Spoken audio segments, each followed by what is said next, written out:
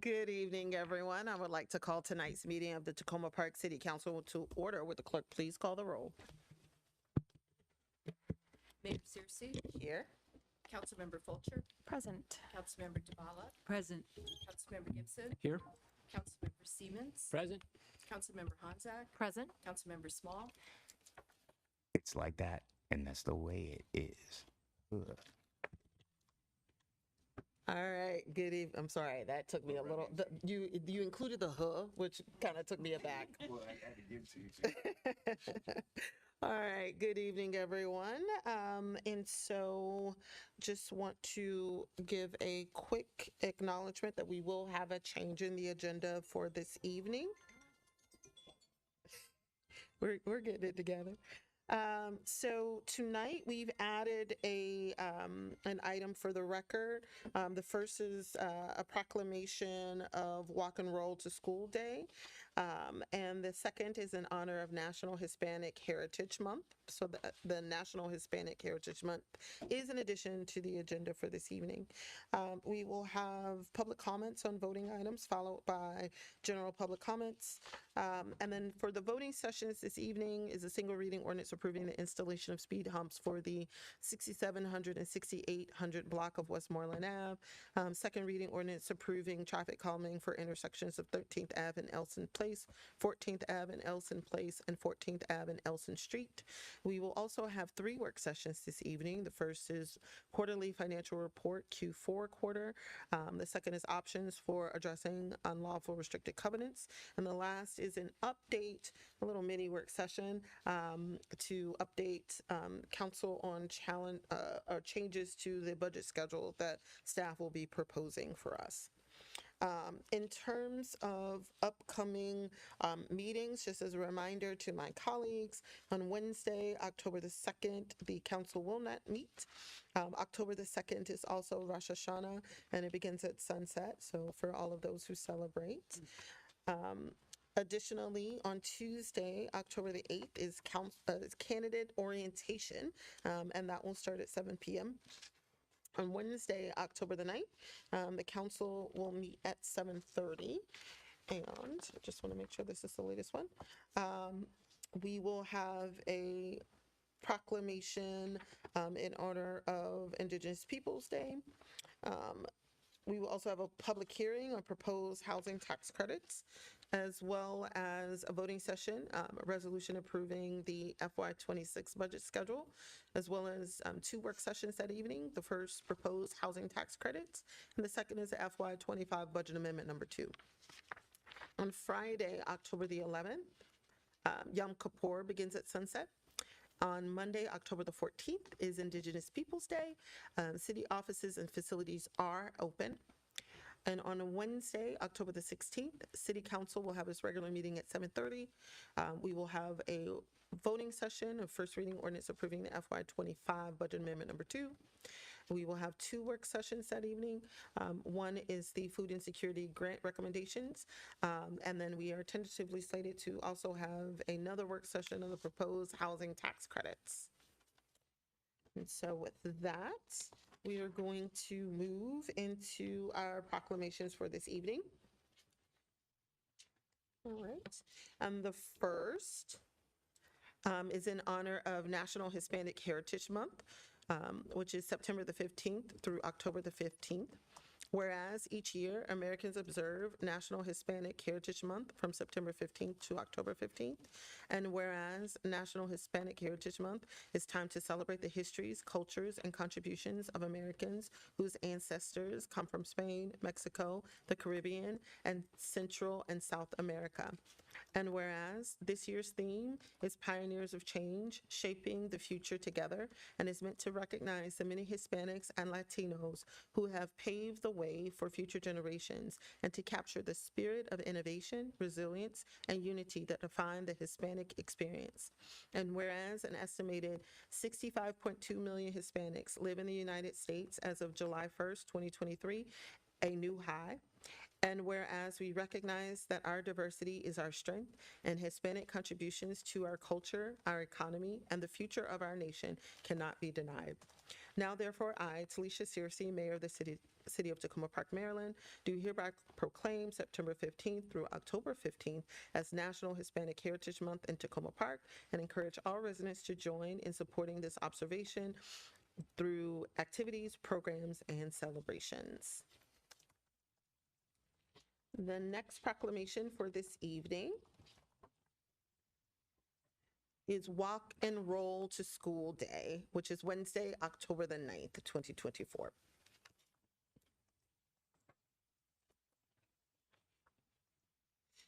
Whereas the Partnership for a Walkable America was the sponsor of the first National Walk Our Children to School Day in 1997, and whereas the day has become an international event with the U.S., Canada, and the UK since 2000, Safe Routes, National Center for Safe Routes to School promotes and organizes the annual Walk and Roll to School Day event, along with its network members throughout the country. And whereas Walk and Roll to School Day invites students, families, and caretakers to use alternate forms of human-powered transportation, such as walking or rolling, to get to school. And whereas the goal of this day is to raise awareness and support the health, community, and environmental benefits of regularly walking or rolling to school. And whereas the City of Tacoma Park works with 5 local public schools and their affiliate parent-teacher associations to build enthusiasm and encourage participation across the full school community. And whereas Tacoma Park recognizes the importance of Walk and Roll to School Day to practice healthy habits that encourage regular physical activity, improve health and well-being, raise awareness of pedestrian safety, reduce car trips, and transition to sustainable forms of transportation to combat climate change and create a more livable community for all. Now, therefore, I, Talisha Searcy, Mayor of the City of Tacoma Park, Maryland, on behalf of the council, staff, and residents, hereby proclaim Wednesday, October the 9th, 2024, as Walk and Roll to School Day. Okay. And so with that, we are going to move into public comments on voting items. And just as a reminder for folks, tonight our voting items are second reading ordinance approving installation of speed humps for the 6700 block and 6800 block of Westmoreland Avenue. And the second reading ordinance approving traffic calming for intersection of 13th Ave and Elson Place, 14th Ave and Elson Place, and 14th Ave and Elson Street. Do we have any public comments this evening on either of those voting items? Okay. And we don't have any virtual comments this evening? Perfect. Thank you so much. All right. Do we have any general public comments this evening?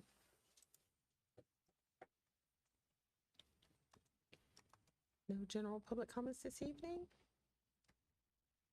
Okay. I'm checking. I think. No. Jesse, do we have any general public comments this evening? I'm sorry, no, we had someone sign up. Okay, perfect. All right, so if she joins a little later, we will, if the agenda allows, we will try to accommodate the comments. Okay, so with that, we're going to move on to council comments. Councilmember Hanzak. Oh, sorry, actually, I didn't. Okay. Let's give ourselves 1 second to make sure we don't have any. Okay. That's the timer for council members, and we do not have anyone that has joined. Perfect. Thank you all so much. Councilmember Small. Thank you, Mayor. I just wanted to take some time before we begin the conversation on restrictive covenants to thank both the staff and the people at Historic Tacoma who have worked so hard with me behind the scenes and trying to keep this as a viable issue for this year. I think it kind of relates to something that came up last night that I wanted to more fully flesh out to people because it's important because it's where we live. And the thing to me about the restrictive covenant issue and the opportunity that the municipality has in moving forward, whether it's in concert with Historic Tacoma or on its own, is directly related to the prospect of a municipality with an idea of itself, taking on that idea of itself and moving forward. And that's important to me because I've lived here a long time. I've lived here 20 years or so. But I also think it's really important to the people who are potentially thinking about being here. And it comes back to sort of the same issue that we face whenever we start talking about either issues of affordable housing or tax pressure. And it's the disparity and the distinction between being in a rental unit or some sort of vertical housing structure and being a homeowner in the municipality of Tacoma Park, Maryland. And I wanted to really drive home the point that one of the things about that is difficult is that there's a sort of a natural economic kicker on being a place that is self-selected, where people think about that they're intentional about being able to do a lot of things, and a lot of those things lie on the liberal spectrum. But we are intentional about doing those things. And to be recalcitrant about doing those things at the municipal level, in particular when there's lots of other things going on, is difficult for me personally to stomach, because it seems like it would be an easy win for all of us to be able to move forward. And there seem to be so many things going on that we need to just move forward from in this municipality. But I guess what I would say is that I have to say that the other part of it is that regardless of whether or not we do it, I do feel a great deal of pride in the fact that I was the only person that went to testify on the House side for this, and that I was the only person that showed up on the Senate side to testify for this. And I fought for this legislation, and they expanded it based on my testimony. And so for us not to do it, it does have a tinge because it seems so easy. Thank you, Councilmember Small. Councilmember Gibson?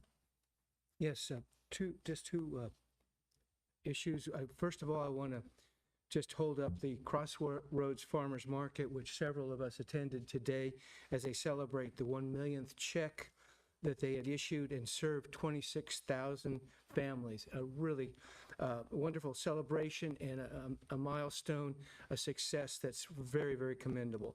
A lot of people turned out to be a good day, and glad to be a part of it, and glad the city has played an important role with that market. Also want to thank the committed residents that attended the housing forum last night for your valuable questions. I hope that each question and response is cataloged in the for public review.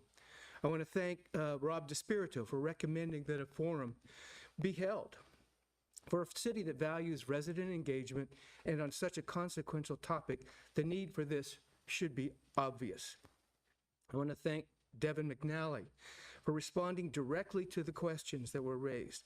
However, I regret that the forum did not allow for more in-depth responses or detail. As Rob stated, we can all agree that quality, affordable, and accessible housing is a common goal, along with the common goal of collective problem solving.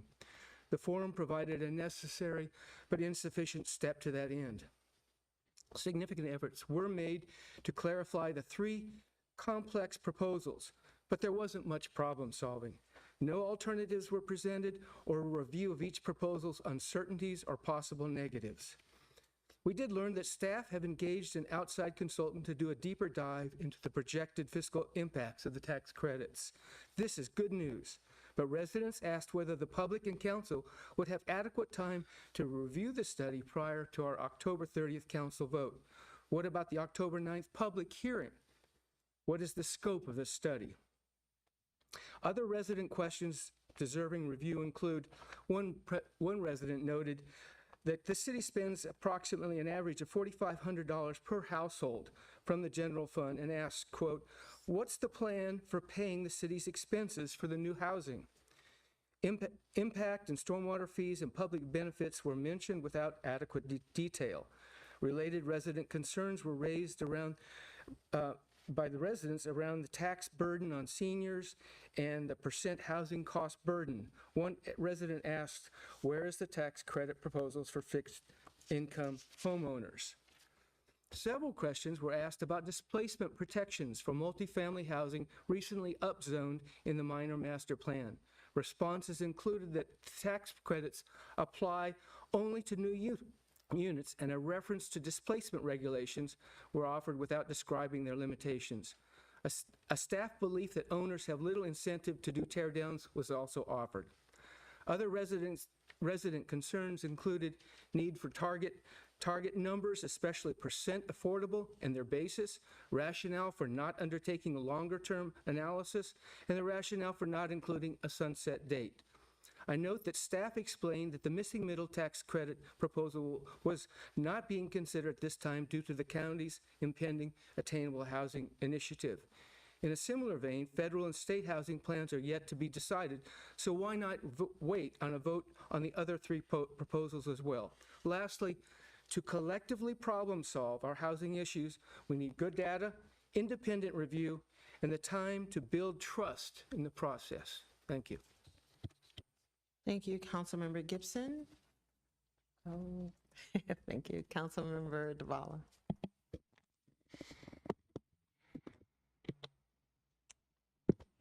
Yes, I want to add my thanks to the residents and to the staff for the very interesting meeting last night on housing. Couple of other things. Today there was a meeting of the Metropolitan COG Climate Committee, and we had a very interesting presentation on the electric vehicle infrastructure charging system that's being set up with a couple of grants to COG and to partner cities, including Montgomery County and Tacoma Park. So great.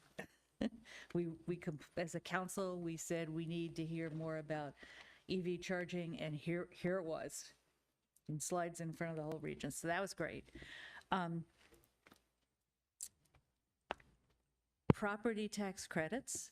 So one thing I wanted to point out, for those who are eligible for low-income homeowner and renter tax credits, the city does honor them. You do need to apply by October 1st.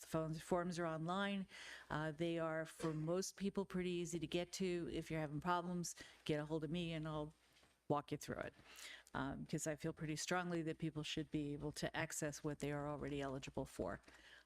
That said, anybody who's interested in what the council's been doing to pursue additional property tax credits, either through state or county legislation, just get a hold of me, because there's been a lot going on.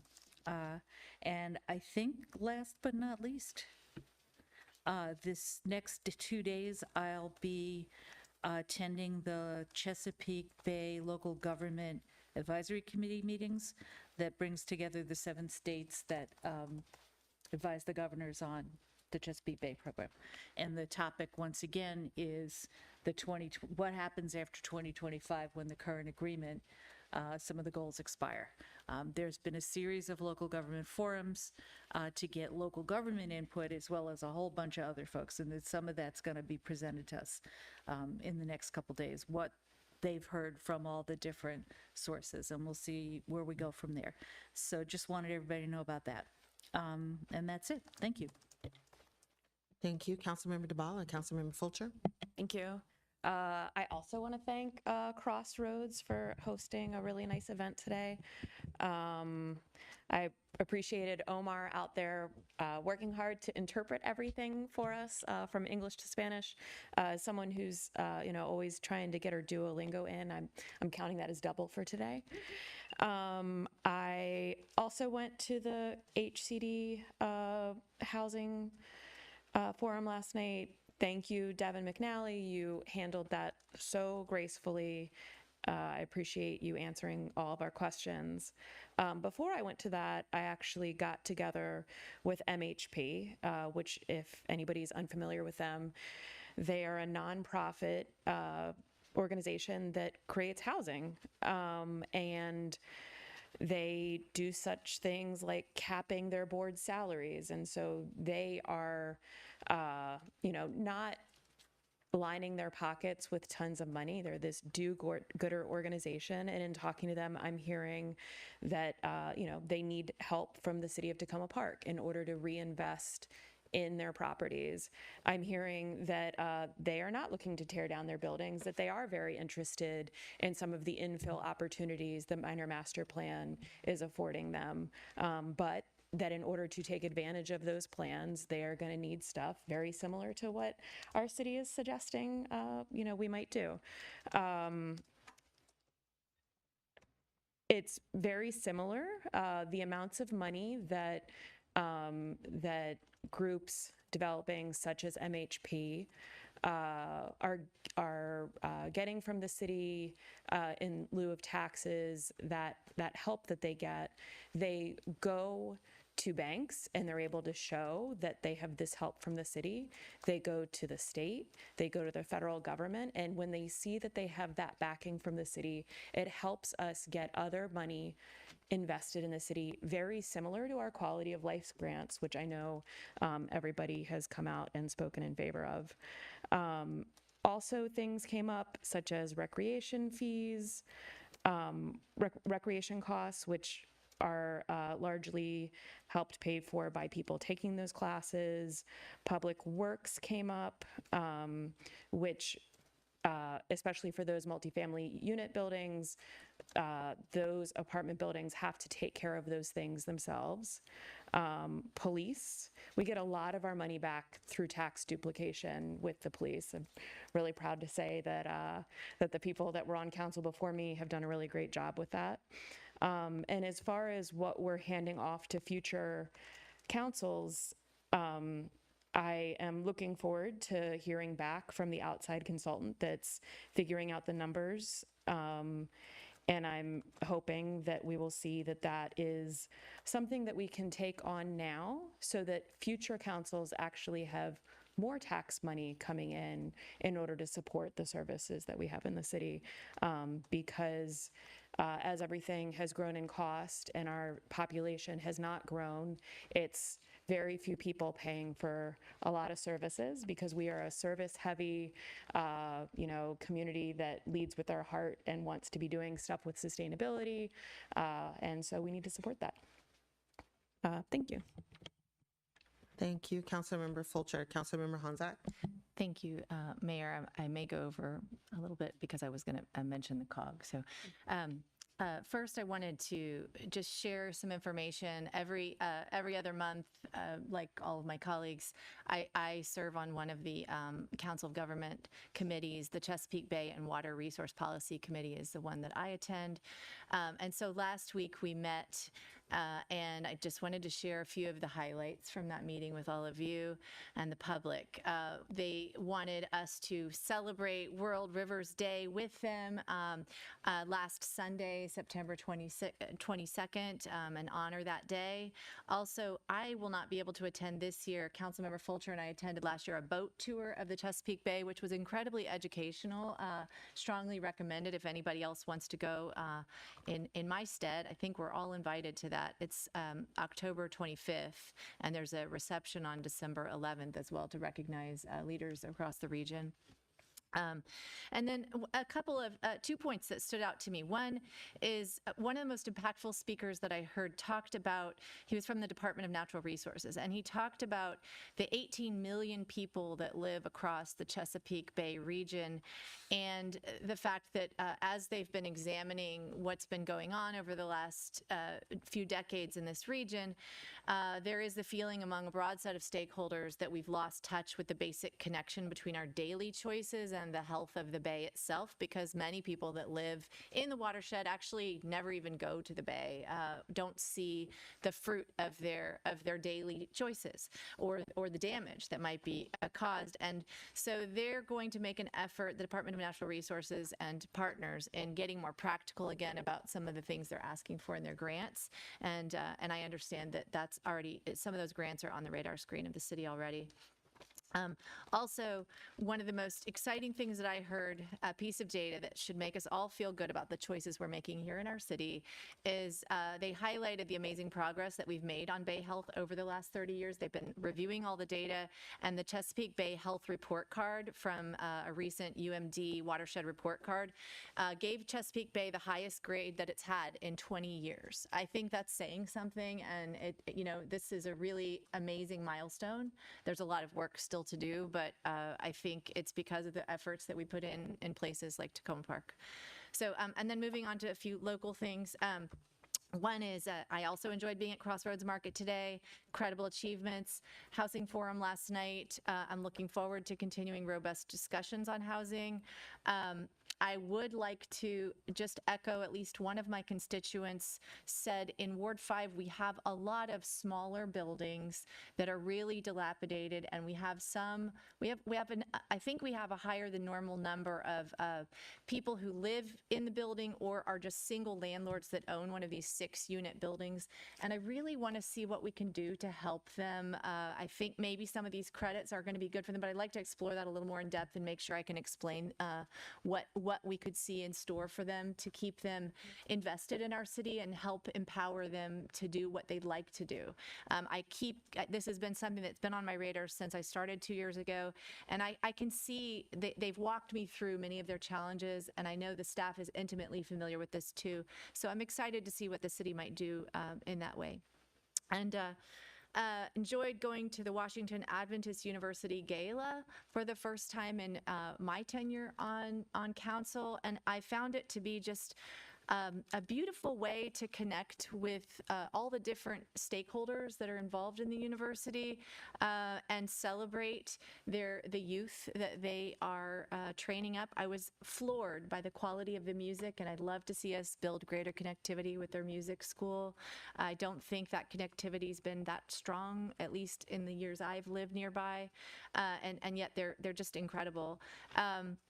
And enjoyed Play Day last week. And then finally, I just wanted to, two things. One is thank you, Councilmember Small, for your perseverance on restricted covenants. I'm looking forward to what we can do as a council, even if we don't do it all in the next 2 months. I know I will continue to be on council over these next 2 years. I have that fortune, and I am committed to making sure that we keep making progress on that, as I know the mayor is. So I thank you for your work.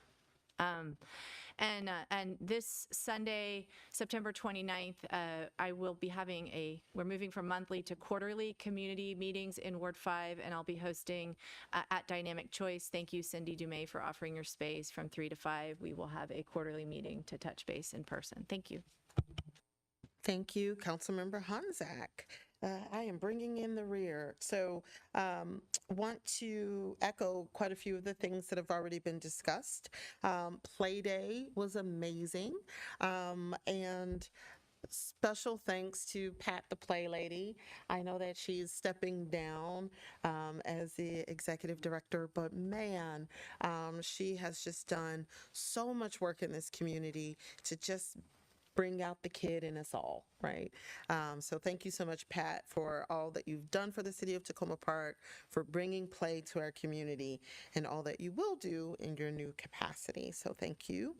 I want to give a special shout out to the village of Tacoma for amazing potluck that happened on Sunday. It was great. They have some great bakers. And I want to encourage everyone, if you just have a little bit of time, to please consider volunteering for the Village of Tacoma. They do things like help seniors, drive them to their doctor's appointments, help them with little things around the house. it really is important for us to pour into our elders, because we may soon be elders ourselves, and we'll definitely appreciate having someone pour into us. So if you have a little, I said soon. But I definitely want to encourage a lot of our residents to pay it forward and volunteer for the village. Want to echo Councilmember Honzak about the Washington Adventist University Gala. It was amazing. The students are so talented, and definitely we're gonna have to spread the word when they do their concerts. I mean, amazing opera singers, amazing musicians, just amazing. So definitely want to encourage people to be on the lookout when Washington Adventist University have their various performances. I think they usually do something big around the holidays. Buy a ticket. Show up. Usually they're free. Show up and listen to some amazing talent that's here in the city of Tacoma Park. Had a pleasure of speaking during the Crossroads Community Food Network millionth Fresh Check celebration today, and it was just awesome. About just, I don't think a lot of people recognize that what they're doing is doubling those SNAP benefits to provide access to people to be able to shop at a farmer's market. Growing up, we had SNAP benefits. We used SNAP. That was how my mom was able to put food on the table for us. And the thought of, if growing up I had access to a farmer's market right around the corner from my house, it would totally change the game. And so not only are they making it accessible financially, but they're also making it accessible through proximity. So I want to encourage people to check out the farmers market on Ann Street. They have some amazing fruits, vegetables, and amazing vendors. Like the pupusas are on a whole nother level. So I want to encourage people to check it out. I want to give a special shout out to Purple Line. They hosted a meeting today to solicit feedback from elected officials on their business grants. And so there was a lot of ideas shared. I also want to thank the executive director of the Tacoma Langley Crossroads Development Authority, Javier, for sharing his insights with me ahead of time. I think that the fact that there's monies that are continuing to be made available for businesses that have been impacted by Purple Line construction is phenomenal. I want to thank our District 20 delegation that fought really hard to make sure that those dollars are available. But more importantly, the fact that the Purple Line is really trying to take the feedback that they received from the first iteration of those grants into consideration as they are pushing out new dollars is also extremely helpful. I want to give a special shout out to Laura Barclay of OTBA for highlighting the Streetery. The Streetery was selected as a stopping point for the Housing Secretary, Jake Day, was doing a tour of Montgomery County, and the Streetery on Monday was a part of the tour. So it's always wonderful when we get an opportunity to show off Tacoma Park and highlight the value of state dollars in our community. So I want to thank Laura for working on that and being a part of that tour. And looking forward, just want to remind folks, County Council Member Stewart is hosting a community event, Buckets and Beats. That is on Friday. It's a youth block party, basketball focus. So any young folks that you may be aware of that may be interested. Mayor, which is also a half day for Montgomery County Public Schools. So anybody that's thinking they're not going to be able to make it with their kids, your kids have a half day, so you'll be able to make it over there. Thank Or you. if you want to see the reigning champion in the 3-on-3 tournament, you could come get some from Jimmy. So obviously, council is saying, check it out on Friday. I believe it starts at 2 o'clock, so it's from 2 to 6. It'll be a fun time, so I want to encourage the youth to come out and enjoy. And lastly, I know I'm going long, y'all. There's just a lot going on. But I do want to send my sincerest appreciation to our housing and community development staff, Devin, Roz, and Jessica. Thank you. I'm horrible with names, but she's new. For facilitating an amazing event last night. You know, when change is hard. You know, the idea of change is difficult.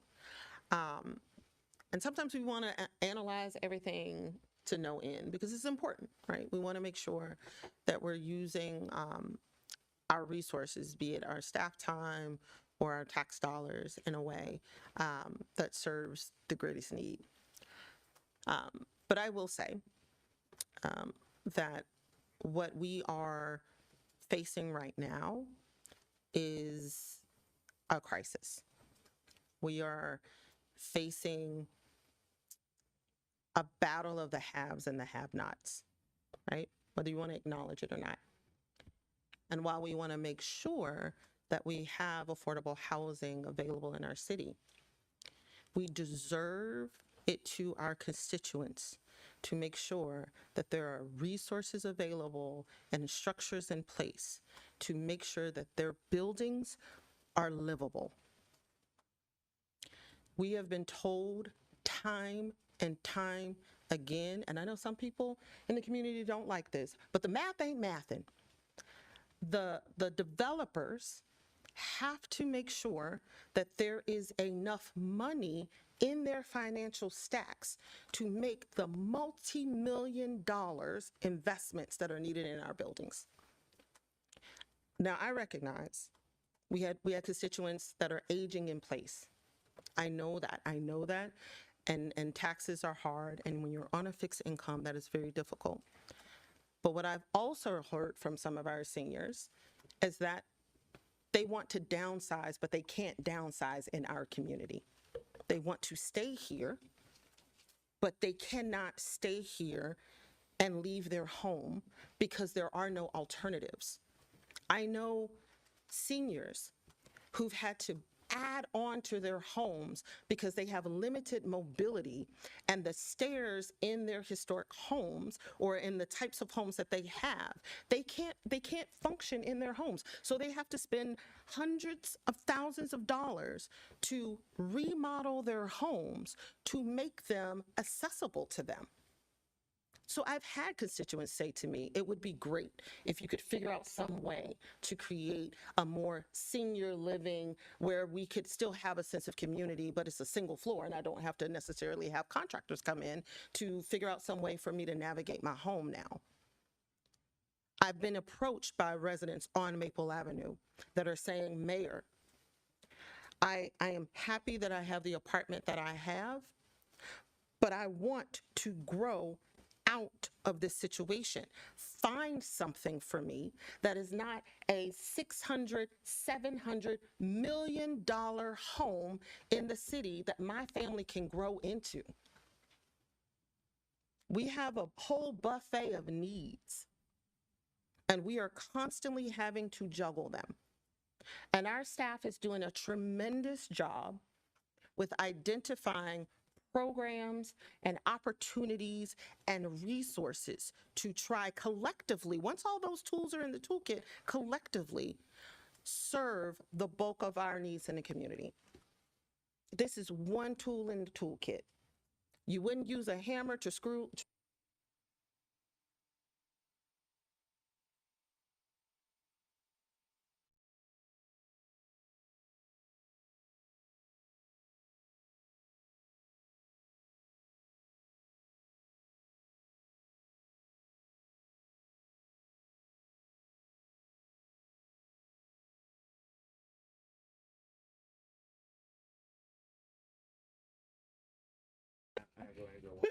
Ah,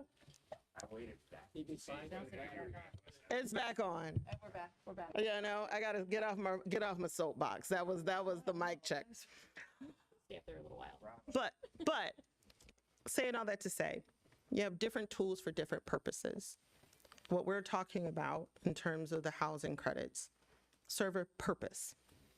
The credits aren't going to necessarily solve every single issue we have with our housing market, but it addresses one. And that is sending a signal to our developers that we are willing to invest in us so that they will invest in us too. Okay. So I want to just continue to send my appreciation to our staff and my appreciation to all of our residents that have provided feedback and thoughts. We want to keep having this dialogue. We do. But I would be remiss in saying that not everyone has the time to come out to council meetings on a Tuesday night after work and stay until 9:45.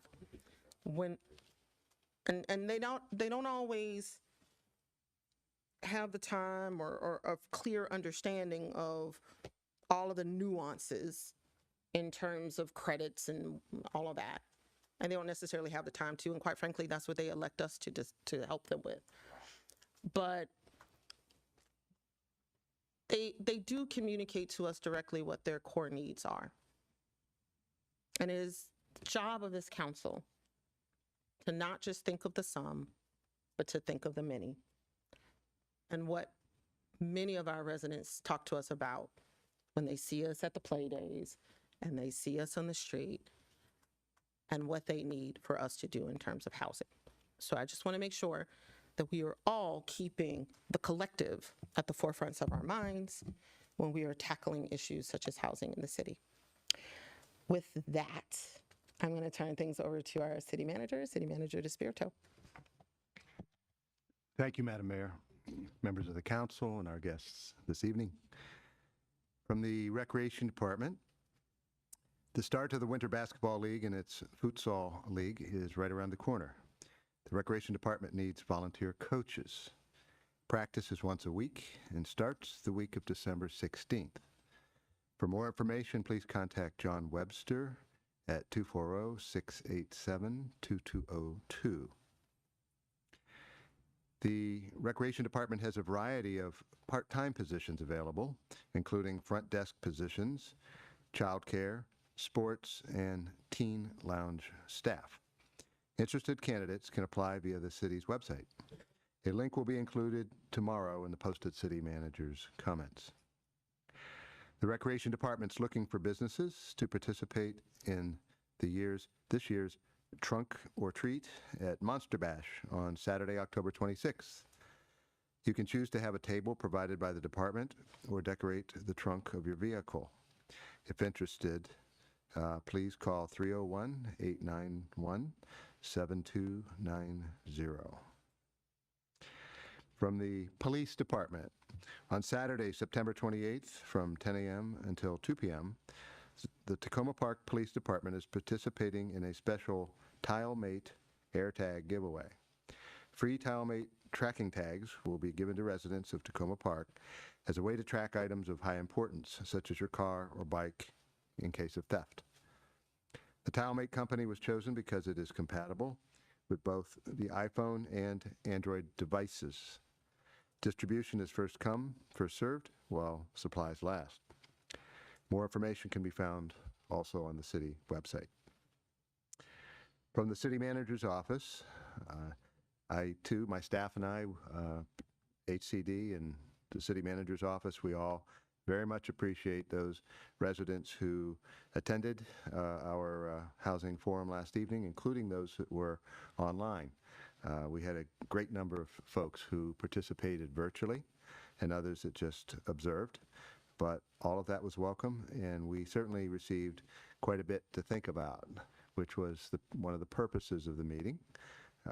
We're better when we share our thoughts with one another, and always allows staff to try and calibrate our recommendations a little more closely in alignment with the expectations of the mayor and council and the community. I will say, and it has been requested certainly, that the financial report, the fiscal additional fiscal information related to the tax credits is something, of course, that we're all anticipating receiving.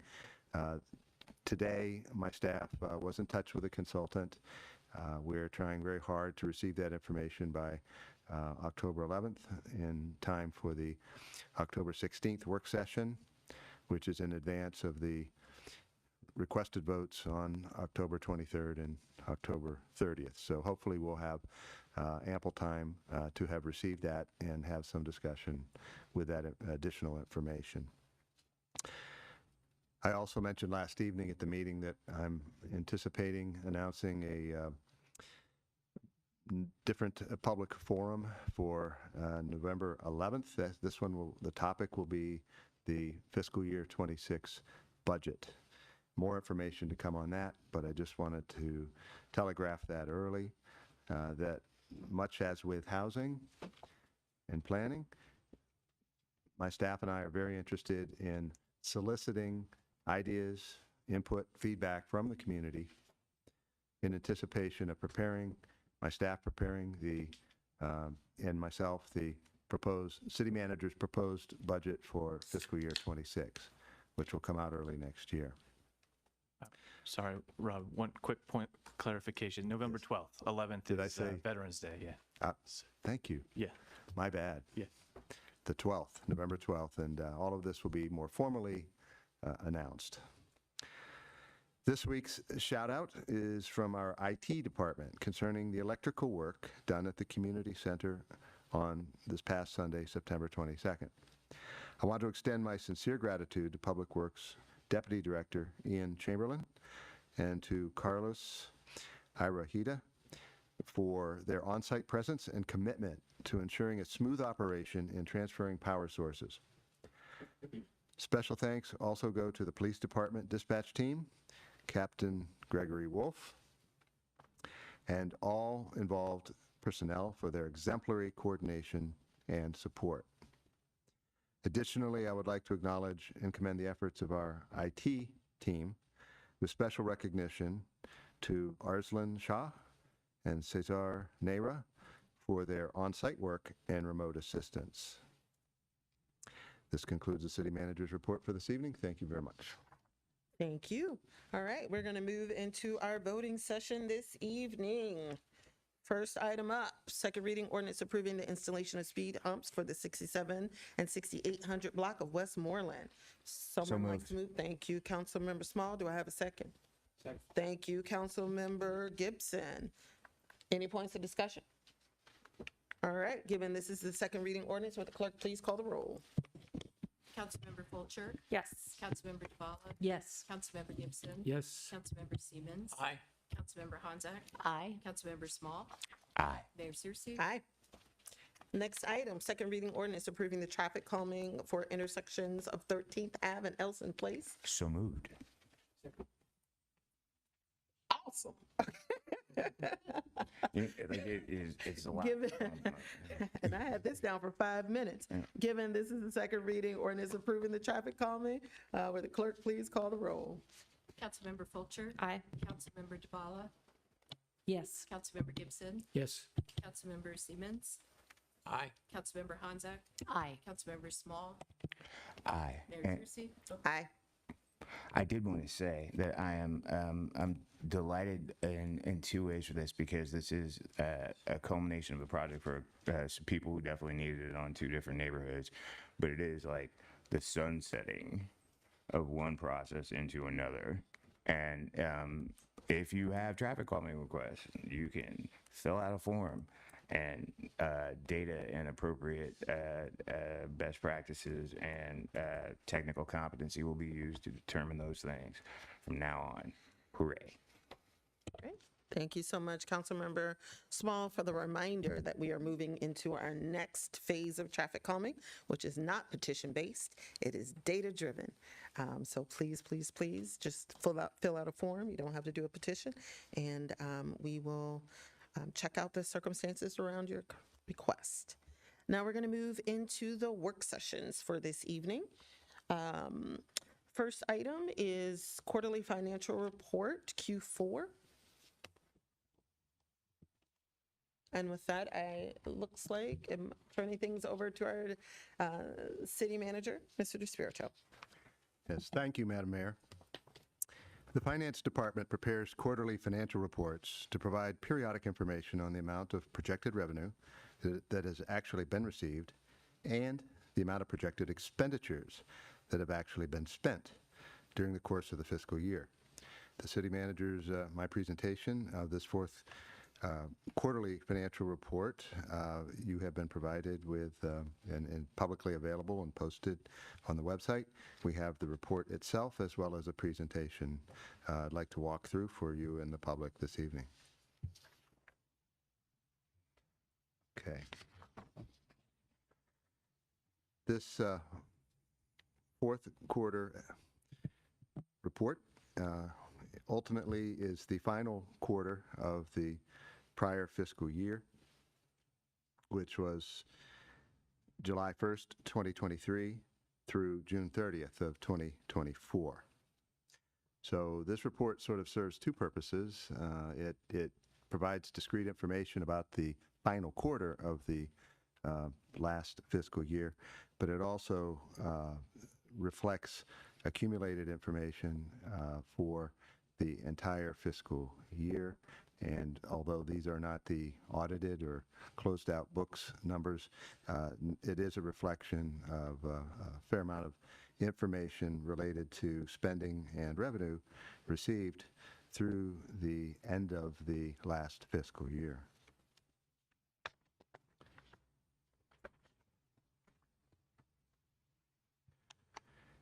Total year-to-date actual revenue across all funds is $32.8 million, or 92% of the budgeted amount. Total year-to-date actual expenditures is $34.5 million, or 67% of the budgeted amount.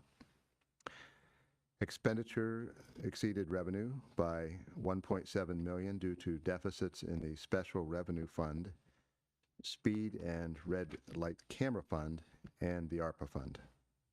A brief summary of that. General Fund, a $474.9 thousand surplus.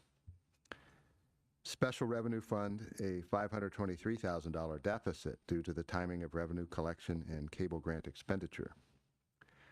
The ARPA Fund, $1.3 million deficit due to delayed revenue recognition in the federal grant.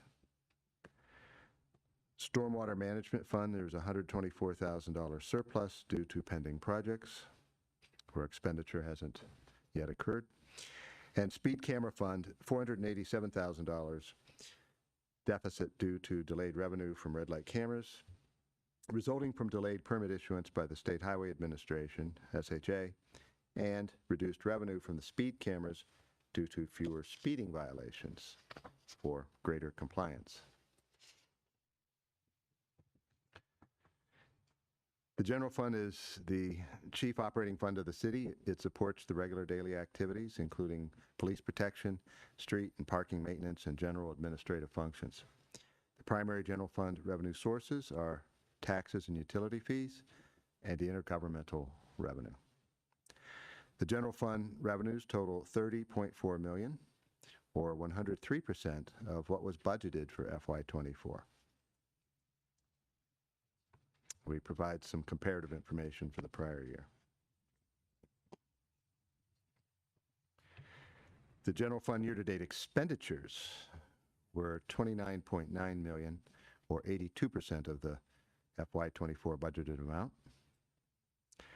General fund revenue and expenses whose percentage collected or expended differs by 30% or more per year, year over year, is considered significant.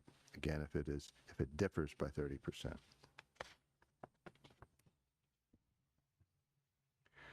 Significant differences in revenue collection from FY23 to FY24 for the same period ended June 30th.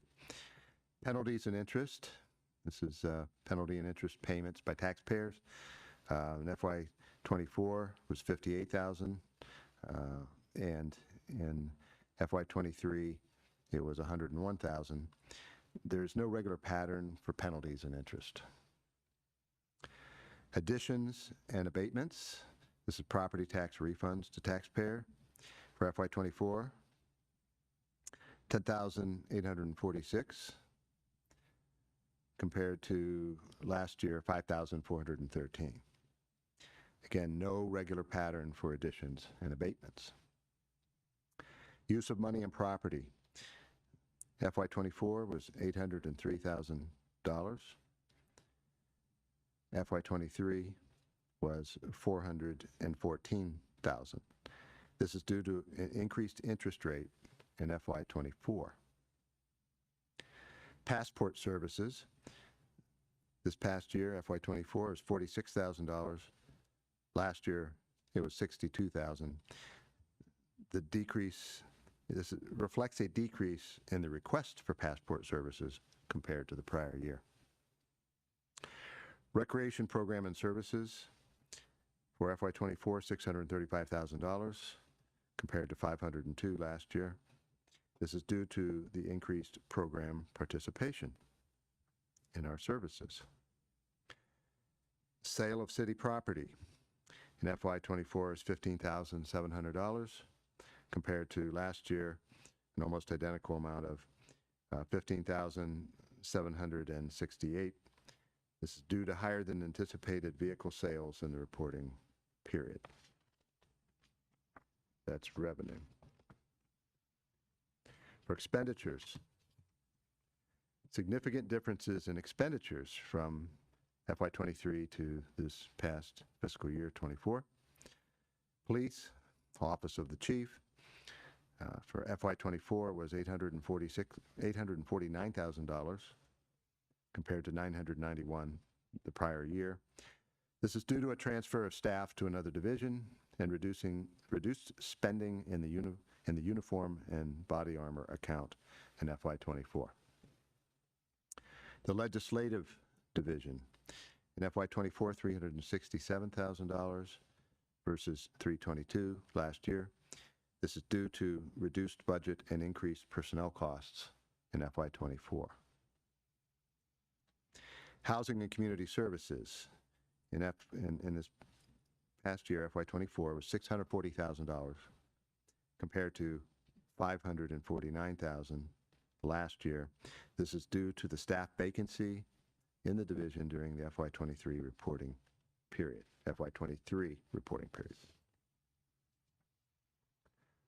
Other fund highlights. Speed Camera Fund. Revenue totals, $684,000.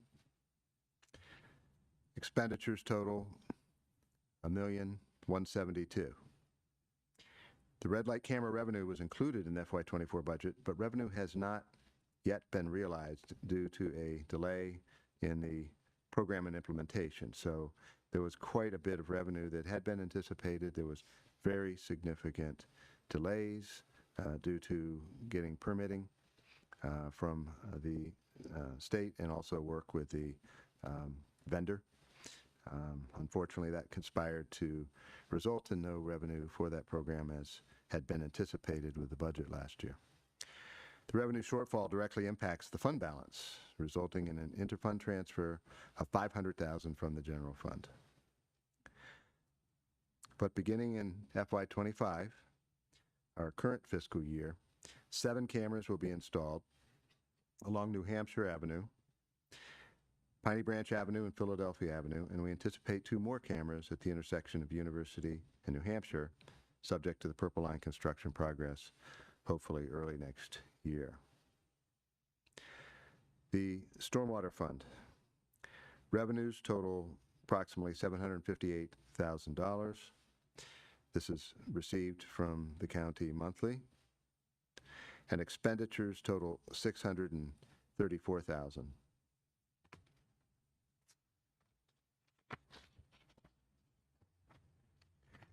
Next steps. In October 9th, the FY25 second budget amendment work session. Staff will be presenting our recommendations to the Mayor and Council for adjustments to the current fiscal budget. October 16th, the FY25 second budget amendment first reading, and on October 23rd, the second reading of that same budget amendment. In November of this year, November 20th, the annual comprehensive financial report and audit presentation will occur. Also, the Police Pension Plan Actuarial Valuation presentation. And likewise, on November 20th, the City Manager FY26 Budget Forecast presentation.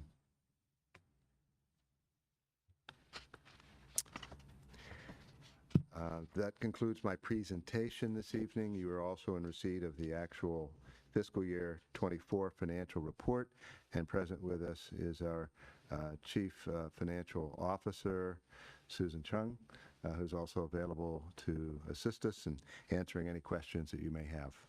Thank you very much.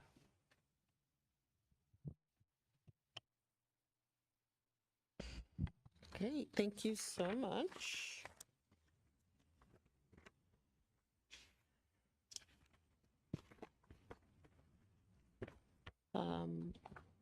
Okay, Councilmember Small?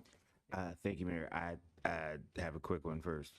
Thank you for the presentation and the effective transmission of this information to people. I think one of the things that probably deserves a larger discussion is the red light camera, speed camera situation, and revenue projection, because there's both a sort of a public policy component on how we got to this point, and then the speculative aspects of where you would anticipate us to be. I don't know necessarily if we have information on what that's going to look like, other than the gridlock associated with at least New Hampshire and Piney Branch. But if you could speak between the two as to where you would project us to be based on the gap that we were required to deal with by the State Highway Administration. Okay. Thank you for the question. For the Speed Camera Fund, we have been anticipating and we've been experiencing lower revenues in the last few years, and we certainly anticipated it with what we proposed through the FY25 budget. So that's not unexpected, although that's one reason why, with the advent of what we hope to be the advent of the revenue from this red light camera fund, where we're installing these as a new traffic safety measure, the commensurate revenue, which we had hoped would show up last year, in the last fiscal year, and it did not for those delays that were beyond our control. In this year, we likewise, early on in this fiscal year, July and August, we're struggling with the vendor to get them to actually do the work in the field to install these cameras. They are now in place. It didn't come without a little bit of a tussle with them over some issues, but the unfortunate part of that is that we had budgeted. When we presented a budget this past spring, and you adopted it in May, we all had the anticipation that we would be doing a grace period in June and begin to receive revenues from this. Although revenue collection is not the prime object of this program, it's safety. You know, we definitely wanted those cameras in place to help deter drivers from running red lights and doing other red light violations in the interest of safety. But there is a revenue component to it. And while we anticipated a grace period in June where we were not going to collect, but we were going to start collecting in July, the cameras, in fact, did not get installed until the end of August. So that meant that September, our current month, end of August, early September, has been the grace period. So we have got the better part of the first quarter of this fiscal year where we will not have had an opportunity to collect the revenue. What mitigates that a bit, according to Chief Duvall, is that we were very conservative in he believes we were conservative in the revenue projections that we placed in the budget for red light cameras for the current fiscal year, such that we might be able to recoup some of that if there's, you tend to get the most revenue when these tools are put in place the first time. So time will tell. But at this juncture, we have all the cameras in place. We do have the ability to begin to collect that revenue now. And I think the police have recently put out, last few days, some press releases that the mayor and council have seen as well that indicate the status, literally what are the locations of these cameras, the fact that they're going live, and actionable from the standpoint of citations that can be derived from them. We had pushed SHA, to your point, Councilmember Small, very hard to try to get 2 other key locations approved for red light cameras, and they were in New Hampshire, and the intersection, I think, University in New Hampshire. And they ultimately, with the assistance of the mayor, yourself, involved in some meetings with us, and pushing, they agreed that they would allow for the installation of these cameras, but not until the spring, generally when they feel the Purple Line construction is at in those intersections there, is at a stage that they can receive the cameras, that they can be physically mounted on the poles. So those are coming. We consider that a win because we finally got a commitment after being told like 3 times before that they just wouldn't do it. And but it's not soon enough. But we continue to, we hope that they're effective. We hope that this increases safety. But there is that potential revenue impact of delayed receipt of revenues. So for Susan to kind of pivot that and then to let the rest of the council have their turn with this. When you're formulating what you need to do with the budget, and it's a budget, it's speculative to some degree, but then you're taking a hit. Can you talk a little bit about where the shuffling of cards or decks ends up in a situation like that, and how we end up, if we end up going into reserve to cover an anticipated revenue stream that's not there? Good evening, Mayor and council members. Like what we did in fiscal year 24, there is a shortfall of revenue from the speed camera fund, and because of the delay installation of the red light camera. In order to supplement the deficit, we need to transfer funds from our general fund. In order that the speed cam and red light camera fund account will not be in a negative balance. So a transfer of 500,000 instead of 700,000 that I was previously predicted that we need to transfer is made at the end of fiscal year 24. So in reality, we actually make a little bit less transfer, 500,000 instead of 700,000 to the speed camera fund. In respect for fiscal year 25, it's too early to tell because right now we are still at the stage that having all the red light camera set up, and I believe the budget amount for the red light camera fine is being set very conservatively. So hopefully this conservative number can cover for all those expenditures that we are going to receive in the future. So I am hopeful that with the onset of the red light camera fine, this account, this red light camera and speed camera account may be in a more positive situation at the end of fiscal year 25. But it is still too early to tell because our revenue is not in the city's account yet. We are still trying to collect the fines at this point, and no revenue has been received so far for the red light camera. Thank you very much. You always do a great job. It's been wonderful talking to you about budget stuff. Thank you. Thank you, Councilmember Small, and thank you all for working on this. It is always hard with these reports because it is a balancing act because there are some things that haven't come in yet, some things that have been spent or we're waiting to spend. So it gets a little tricky to try to figure out what is a real deficit or what is a deficit that's just due to timing, right? So thank you, Councilmember Small, for bringing up the speed camera fund, because I feel like that's the one category where there is a possibility for that to be a real line that's in the red, depending on how we are able to rebound once the cameras start doing what they need to do.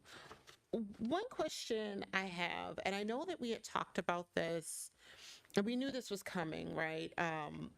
In terms of rec programming and the shortfall there, like that increase in terms of increased participation. So it looks like it was about, what, 43%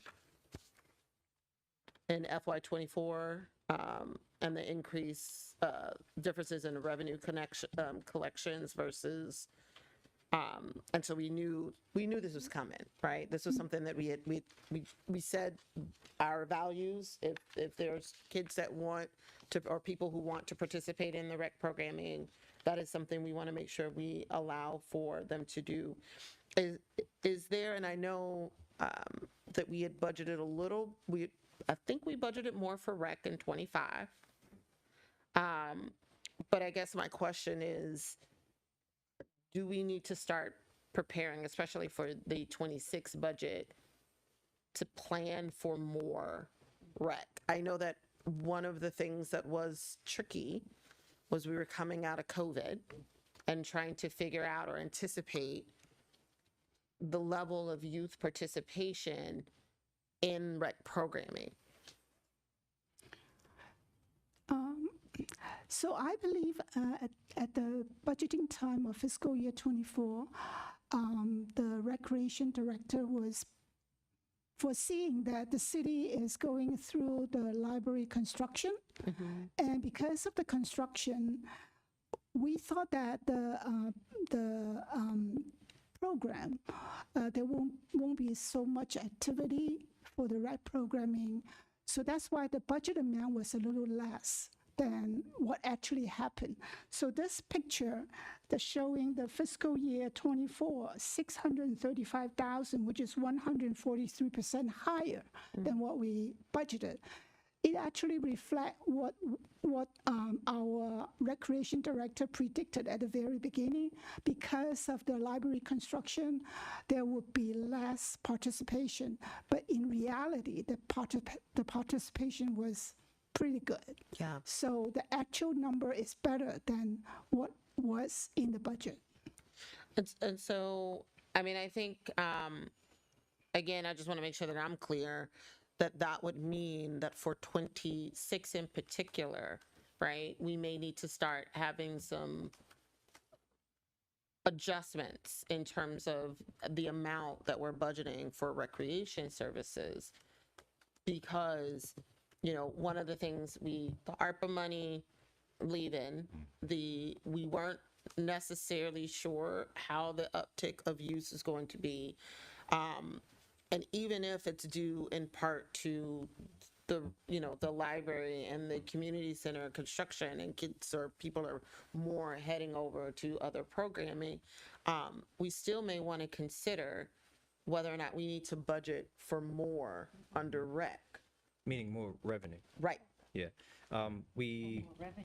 Since the pandemic, quote unquote, ended, every year rec has been adding additional revenue, anticipating that at some point in the near future, we will get back to our full capacity. I think to Susan's point, we just kind of underbid it this year. Okay. But going into 26, that we'll do the same thing. We'll anticipate more participation in the coming year. Okay, got it. Thank you. Sorry, I might have been flipping this. Yeah, and Everything you said made sense after. Point of order, if you were going to ask a different question, could I just ask something related to that? Sure. So Is that all right? Anyone else is waiting? I'm just curious because we had ARPA scholarships also quite extensively, and I don't know the degree to which they were utilized. To what degree, if any, are the scholarship funding that we had there reflected in that line item as revenue? Is that where we would see that? The scholarship funding was basically going to the ARPA account. So that the scholarship is actually an expenditure. Okay. An expenditure of the city, and that expenditure is charging to the ARPA account. So the revenue here is reflecting what is in the general fund. Okay, so any person who used an ARPA scholarship, or ARPA paid scholarship, it wouldn't be reflected at all in this revenue budget. Is that correct? It will not, because Okay, it's being- that's very, very helpful. Yeah, Also, yeah. that also means that maybe, we should think about what that might mean in the future too. Again, I'm sorry for the flipping, because I think people, I don't know necessarily the fee or how much they pay, but people, revenue payment. So the more people, more revenues. It was like, but there's more people. Deputy City Manager Boder. So on the ARPA side of that, I believe it was about 180,000 that we reimbursed the general fund that would not show up in this line, but that's about 180,000 worth of scholarships that was transferred from the ARPA fund to our fund balance. And something we did in planning the FY25 budget was we took a look at our director put together projections of revenue and anticipating that, yeah, look, we're having a great year in FY24. It looks like we're going to continue that trend and get back to pretty close to where we were pre-pandemic. And as a result of that, because of that realized increase in revenue, we felt comfortable no longer recommending needing to supplement the general fund with the scholarship money. So scholarship money is still a part of the FY25 projected revenue. And we feel like we can capture the scholarship fund within that projection that we have right now. So we've sunsetted the ARPA funding of it, but we've kept the program running at 100% scholarship level. And we could ask this later because you may not know this off the top of your head, but is your recollection that 180,000, which I believe is FY24 scholarship money, is that a lot higher than where the amount that we gave out in scholarships in prior years? Do you have any idea? If I recall correctly, in FY23 it was 130,000. In FY24 it was 180. So there was a significant increase in the. But I mean, in this prior most to recent- having ARPA funds available to us, Oh, 'cause we had I a don't know the scholarship answer. program previously. Did Good we question. not? Yes, I do not know Yeah. the answer to that question. Yeah, I no, can that's follow up. okay. That would be interesting, I think, for all of us to see and see how much benefit we've been able to provide through the ARPA funding. Thank you. Thank you, Councilmember Hanzak. And I just want to make sure there was.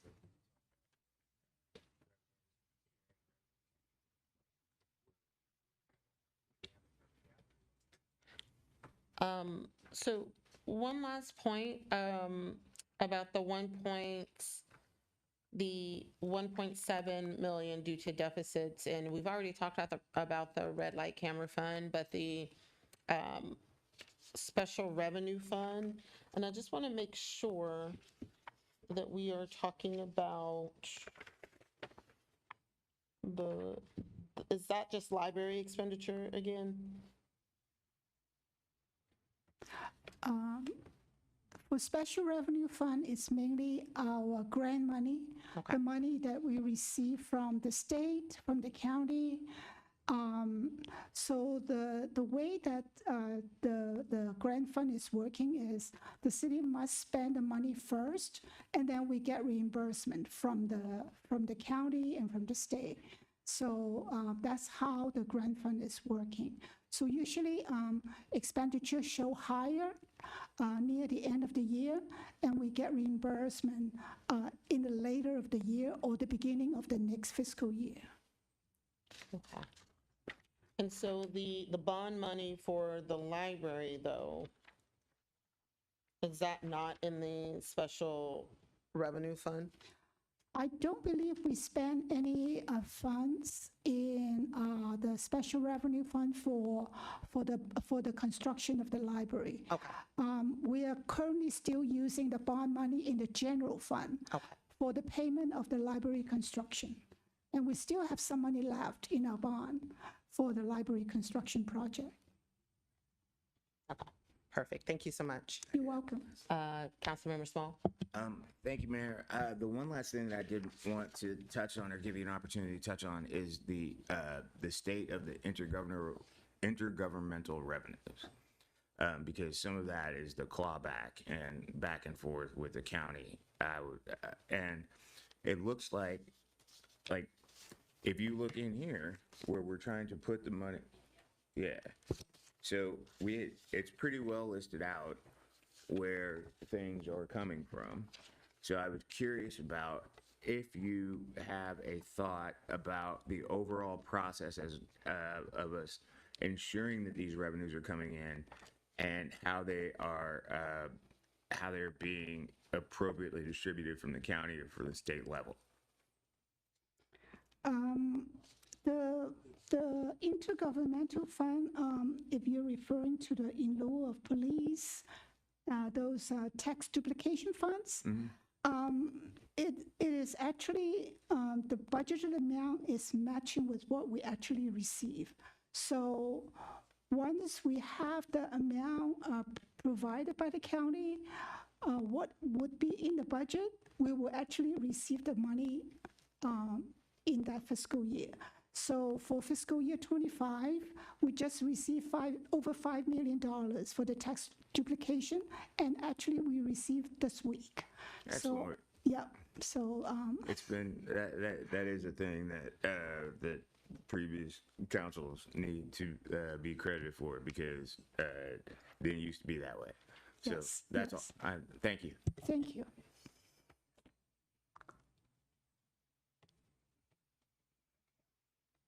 Not seeing any other lights.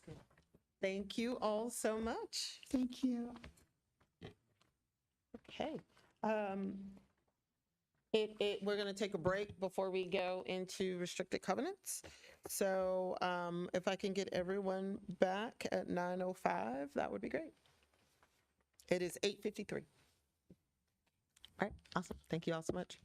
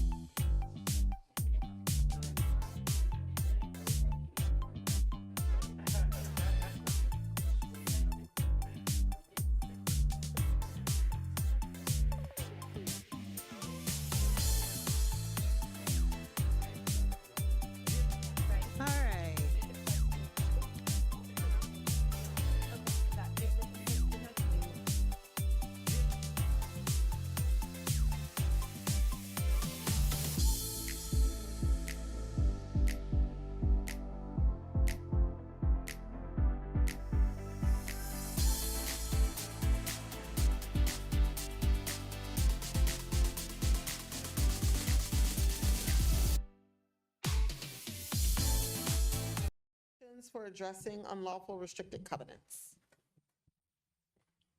All right. And we're going to get started. I'll start off. Excellent. Yeah. We'll take right. Deputy City Manager Andrew Vodak. All right, thank you, Mayor and Council. I'll kick us off tonight and kind of talk through a little bit of background. I'll talk about the first option, and I'll kick it over to David to talk a little bit more about options 2 and 3. And we also, just for Council's awareness, and I see his face right now on the screen, our city attorney is also here to answer any questions Council may have about our research generally. So Council recalls all the way back in September of 2023, almost exactly a year ago, you received a presentation from Montgomery County's Historic Preservation Office sharing the research for the Mapping Segregation Project. As one of the components, one of the slides, they talked about areas of the city where there have been historic racial restricted covenants, and key to the Council's inquiry tonight, outlined the process in Maryland law whereby homeowners and other interested parties may modify historic and unconstitutional restricted covenants from the land records. We since had, I know Council has had a number of conversations with the city attorney about this project, as well as with Jim Douglas from Historic Tacoma, who I think is also online this evening, listening to the conversation. And I do want to commend Historic Tacoma for an incredible amount of background research and many, many volunteer hours, getting applause up here, in helping define the specific parcels that have these historic racial restrictive covenants in the land records. One of the things we found, and Historic Tacoma, Jim Douglas specifically, was able to identify that what we're talking about here is probably somewhere in the neighborhood of 20 to 30 specific subdivisions that contained this language. So if you look back in the land records and the original, Mylar and language for those subdivisions, all the way back, as far back as the 1910s and further, you will see that is where the language exists. In subsequent deeds, many deeds, if you look at your own personal property deed in the land records, it will incorporate by reference prior covenants and other restrictions on the property, including other easements and other. And so the deed that you look at yourself very likely will not have the restrictive covenant language in it, but it will reference that original deed back in the 1910s or 1920s. So what the legislature has allowed in various progressions is individual property owners to modify their deeds by re-recording their deed with a copy of the unlawful language struck through into the land records, so that when you go back and you look at your deed, it will have updated deed version, and then as an attachment to that, a strike-through version of that 1920s language. And it's a very easy process, as we understand. Anyone with an ownership interest can initiate it, and the county clerk's office has made it a relatively straightforward process. Fast forward to 2023, this, as Councilmember Small spoke to earlier tonight, this process was expanded to allow municipalities to also initiate this process. However, the language in the statute requires notification to all individuals or entities with an ownership interest on the property, and that's a notice that's mailed out with 30 days. If no response is received or objections are received, then the municipality could go in and more or less do a similar process of recording these updated deeds with the strike-through language.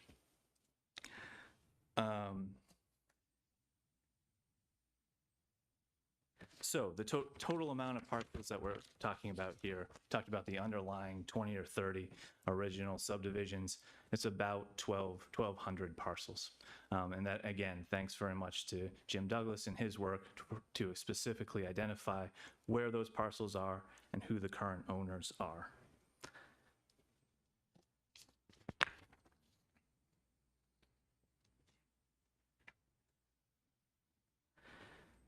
So one of the things, and we also attached in your materials as a council-only item, the legal opinion of our city attorney, who, without going into details, has talked about, what does ownership interest mean, and what would providing intent, or what would the process look like in order to sufficiently and comply with the law to notify all persons with an ownership interest in the property.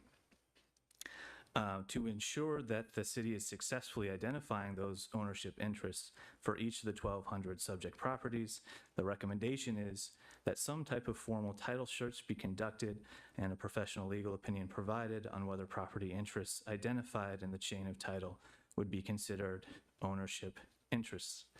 And in your council memo, I talk a little bit about what that level or that scope of a project might entail and how much that would cost. I think if we're talking very liberally or very optimistically, in order to take each one of those steps.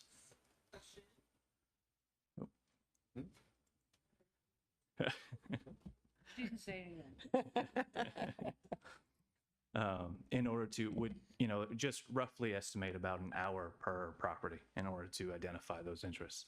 An ownership interest in this circumstance may not just be the current title owner of record.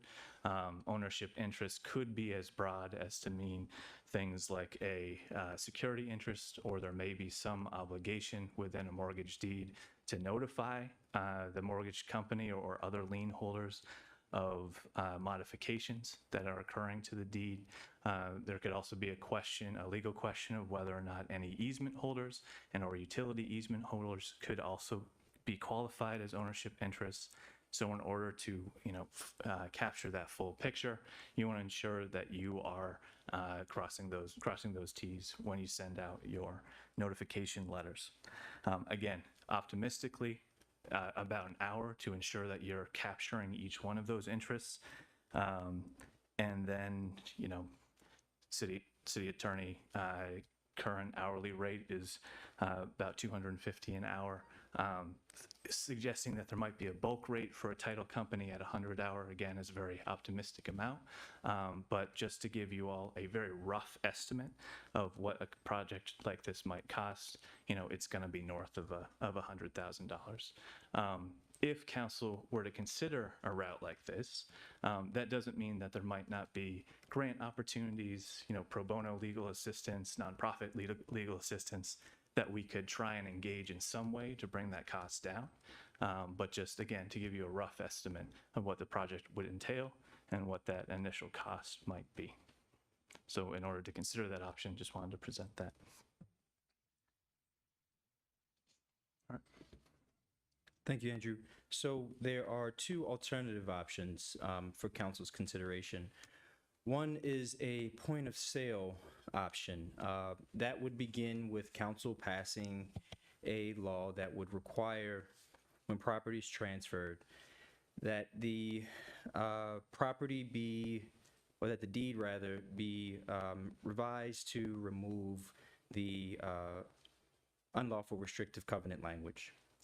Now, the challenge with such an option is that currently there's no way to monitor or enforce the revision of the deed. And the reason that is the case is because records are managed by the county. And so the city has no authority or no involvement in that process.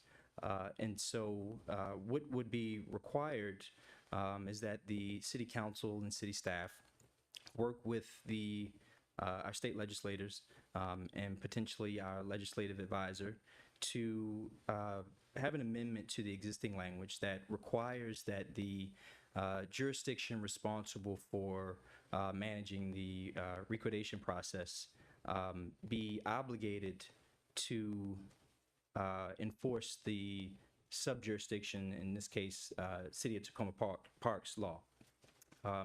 In the absence of that, there's, as I said, no way to ensure that the law is being upheld in accordance with council's goal.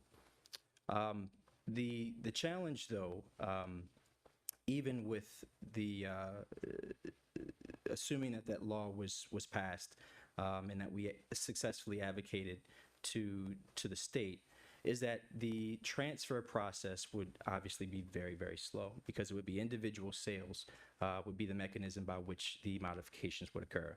As Andrew said, there are approximately 1,200 homes in the city, so we can imagine that it would take decades effectively for the majority of the city's deeds to have that language removed from the deed.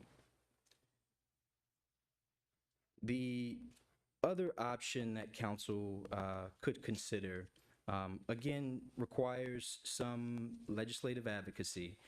However, there's a significantly less amount of city effort, significantly less amount of project oversight and money associated with it, and quite a bit more impact. So as Andrew alluded to or explicitly stated in his introduction, that the subdivisions are the primary means by which these covenants exist. And so, in theory, if there was law at the state level that allowed for modification of the unlawful restrictive covenants at the subdivision level, because the subsequent deeds conveying title reference the initial covenant, those deeds by reference, once that covenant is removed or that restrictive covenant is removed from the subdivision, it would subsequently be removed at every chain of deed that occurred thereafter. And so, again, what that would do is allow for a much more impactful opportunity for the city to be at the helm, but at a much reduced cost, and again, to be much more effective. In conjunction with that, because that would probably take at least one legislative cycle to implement, we could continue to put forth a significant effort to market the existing process within the city's existing means, capacity, and budgetary limitations. Issue a meaningful statement from council, kind of ensuring the public that this is an important aim, and making clear what the council's next steps are.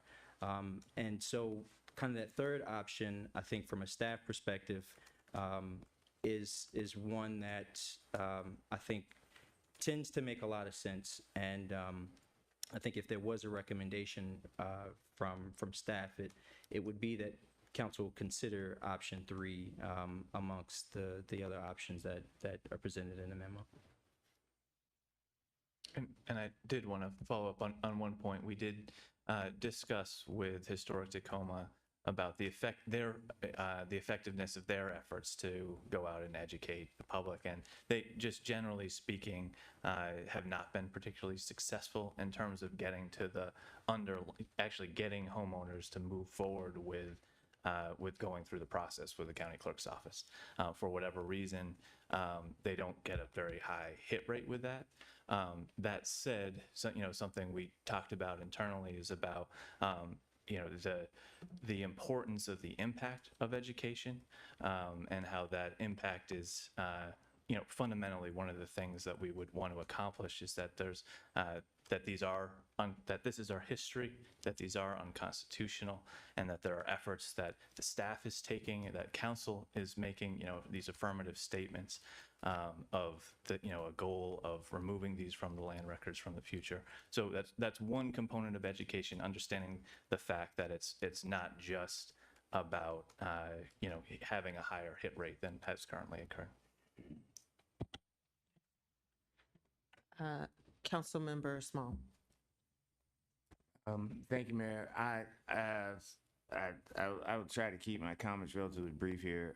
I don't feel like getting in protracted legal discussions with anybody that I don't agree with necessarily and whatnot.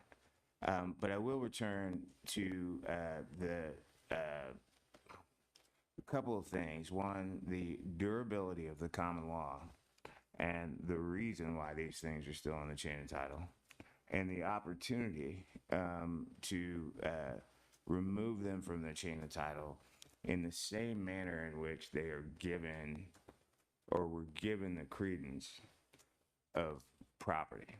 And maybe that doesn't matter as much to some people over others, but I am an attorney, and there's critical elements to the fact that a vestige of the crown, which is allowing for covenants to be inherited into the common law, which is discoverable across seas and everything else, is limited by a civil remedy, which is a written legal remedy.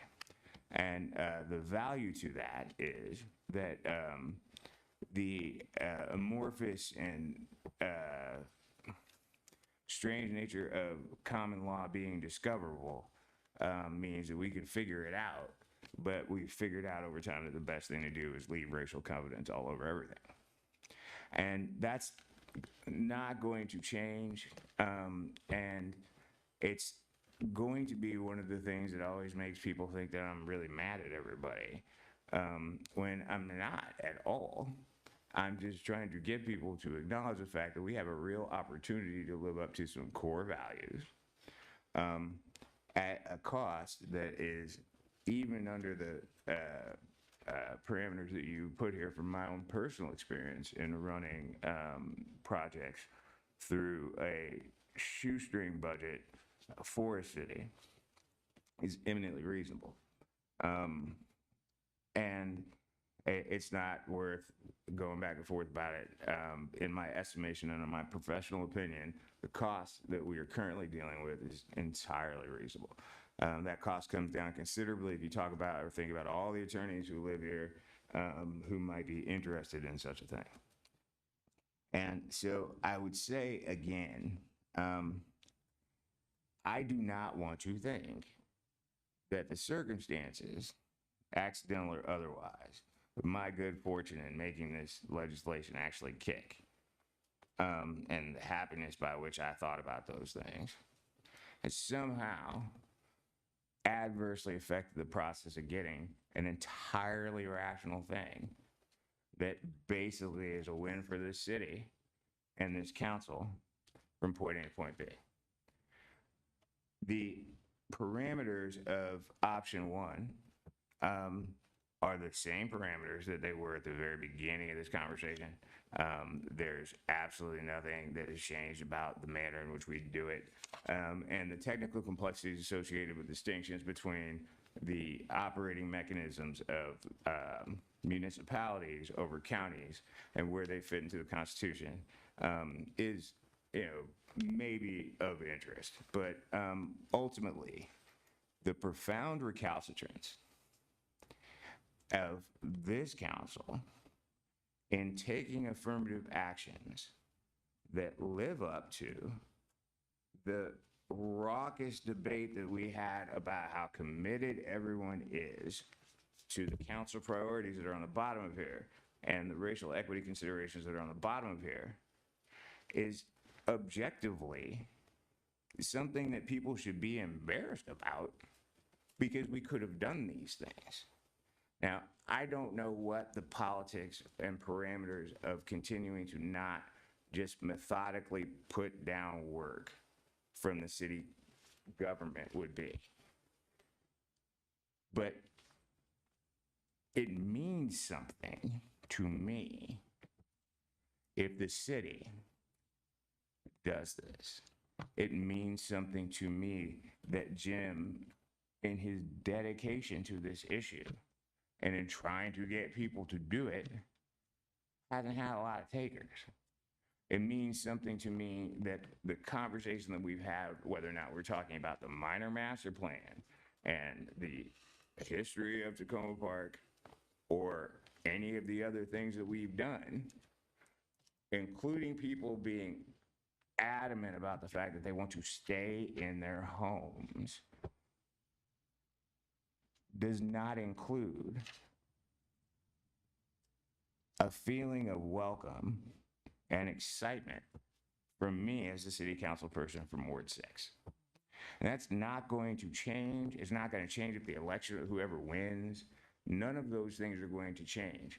If any of these people change, none of those things are going to change. But as we sit here on the basis of taking so many shots about our competency to deliver any given thing, like affordable housing changes, it's because of stuff like this that we give people room to think that this council is not competent to instruct the staff to lead a positive resolution to a long-term problem that I can pull up research. I can go into your office and get a book that talks about the Federal Housing Administration. I could go all around. I could talk about the wonder of the day in which they signed that legislation and the conversation I had with Senator Benson about it. But none of those things have mattered in this process. And that's not on me. And a lot of things about the way we do this have been appallingly bad because there's these information gluts where they disappear and we don't do. So, as we prepare to do, I would really hope that given the fact that the position of the attorney hasn't changed, and then my position hasn't changed, and that Jim's position hasn't changed, that there's got to be another reason. And if there is no other reason, then we got to make a move. And we have to have the guts to be able to say it. And it's more than option 3. So Councilmember Small, are you saying your preference is option 1? I definitely. Okay, all right, great. Option 1. Option 1. All right, Councilmember DeBala?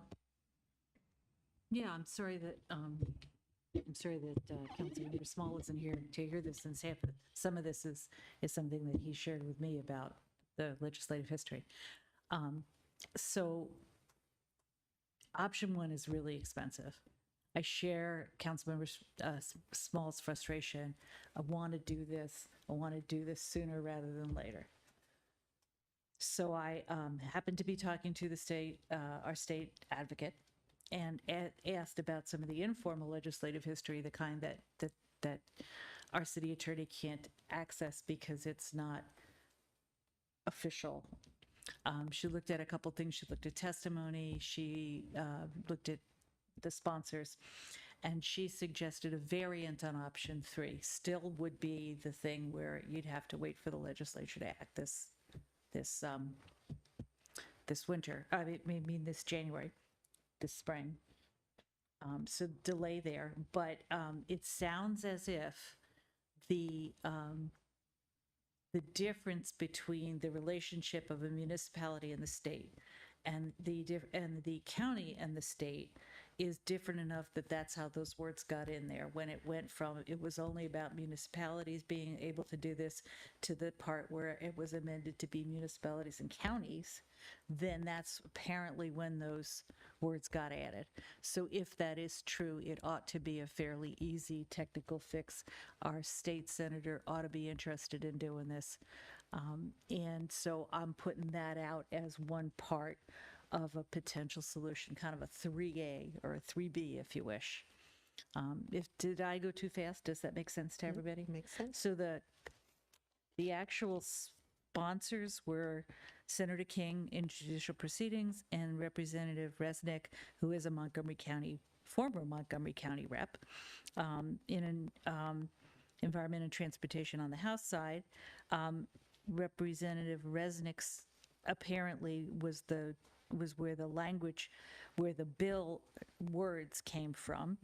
And in his testimony, he explained why he wanted municipalities to be able to do this.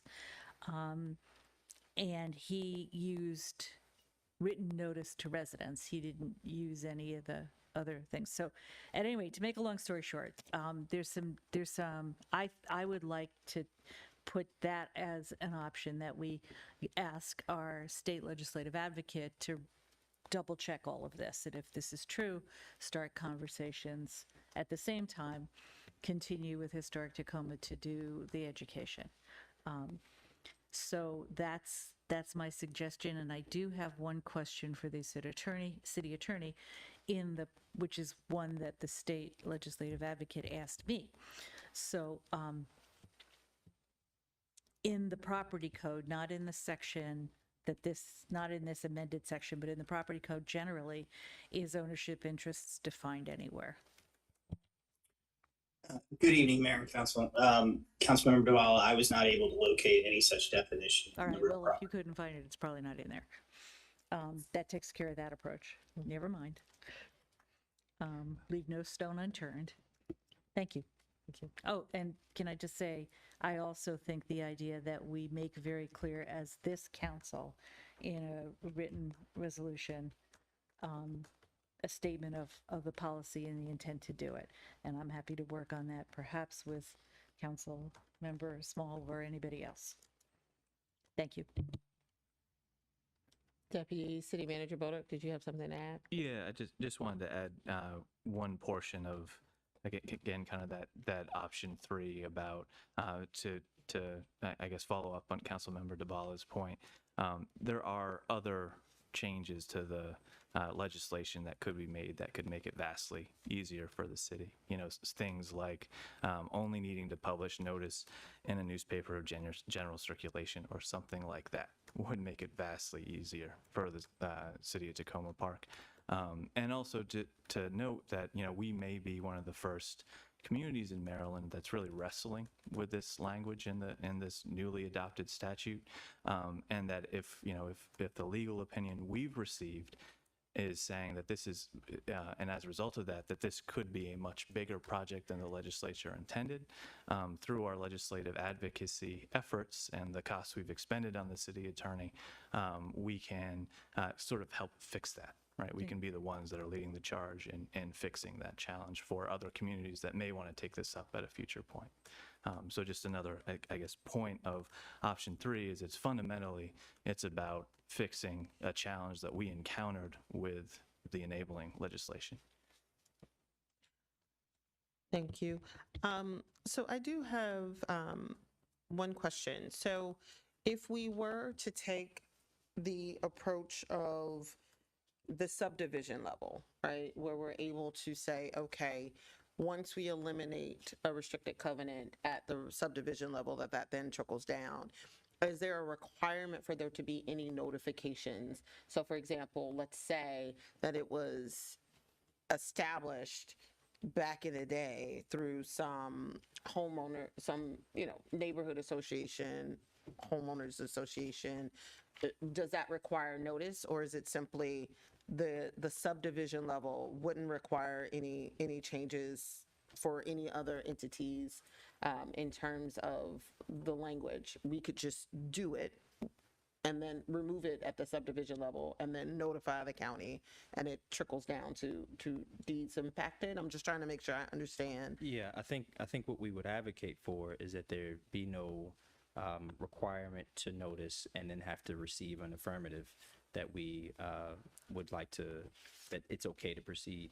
But because the legislation doesn't exist, I don't think there's any actual answer to that. But it would kind of depend on what the legislators would like to do once we propose the idea. Go ahead. So the idea would be more about advocating to ease some of the notification requirements, such that we wouldn't have to identify or notice anyone with an ownership interest in the property. It would simply be, we find that you have a restricted covenant, we post something in the newspaper, letting people know with the following addresses that we're going to remove them, and we move forward. I think that's correct. Okay, so I'm just trying to make sure, like with the subdivision piece, so Yeah, I think if we were, again, redrafting the enabling legislation here, and we were suggesting either on the subdivision level, removing it at that base level, or on the 1,200 parcel level, either way, we would want to simplify the notification requirements that made it, again, not just easier for Tacoma Park, but for any community that's looking to do this. A point of clarification on what I put forward. So the other thing, I'm sorry, I forgot. The other thing that state legislative advocate Sigat suggested was that it might be a question of an attorney general opinion rather than having to go through the process of amending. So first do the research, see if there is, under the existing law, as I understand it, and city attorney can correct me, this idea of fixing the subdivision covenants is not mentioned. Right. Right, so that would be something we'd have to get legislative authority to do, so that'd take a while. But if it turns out that, as Councilmember Small heard when he was at the Hill, and as the state legislative advocate said when I talked to her, if it is in fact a technical amendment or a clarification that's simple that the Attorney General can make, then that is relatively quick. It would ease the process. It would be still more complicated than being able to address this at the subdivision level, because then we would effectively have to individually address every parcel, and add 12,000 parcels as opposed to 20 some odd subdivisions. The 1,200, but yes. Excuse me, yes, yeah, 1,200. Well, Sorry. that's 10 times as much mailing. Right. Did I say 12,000? You did. Okay. Thank you.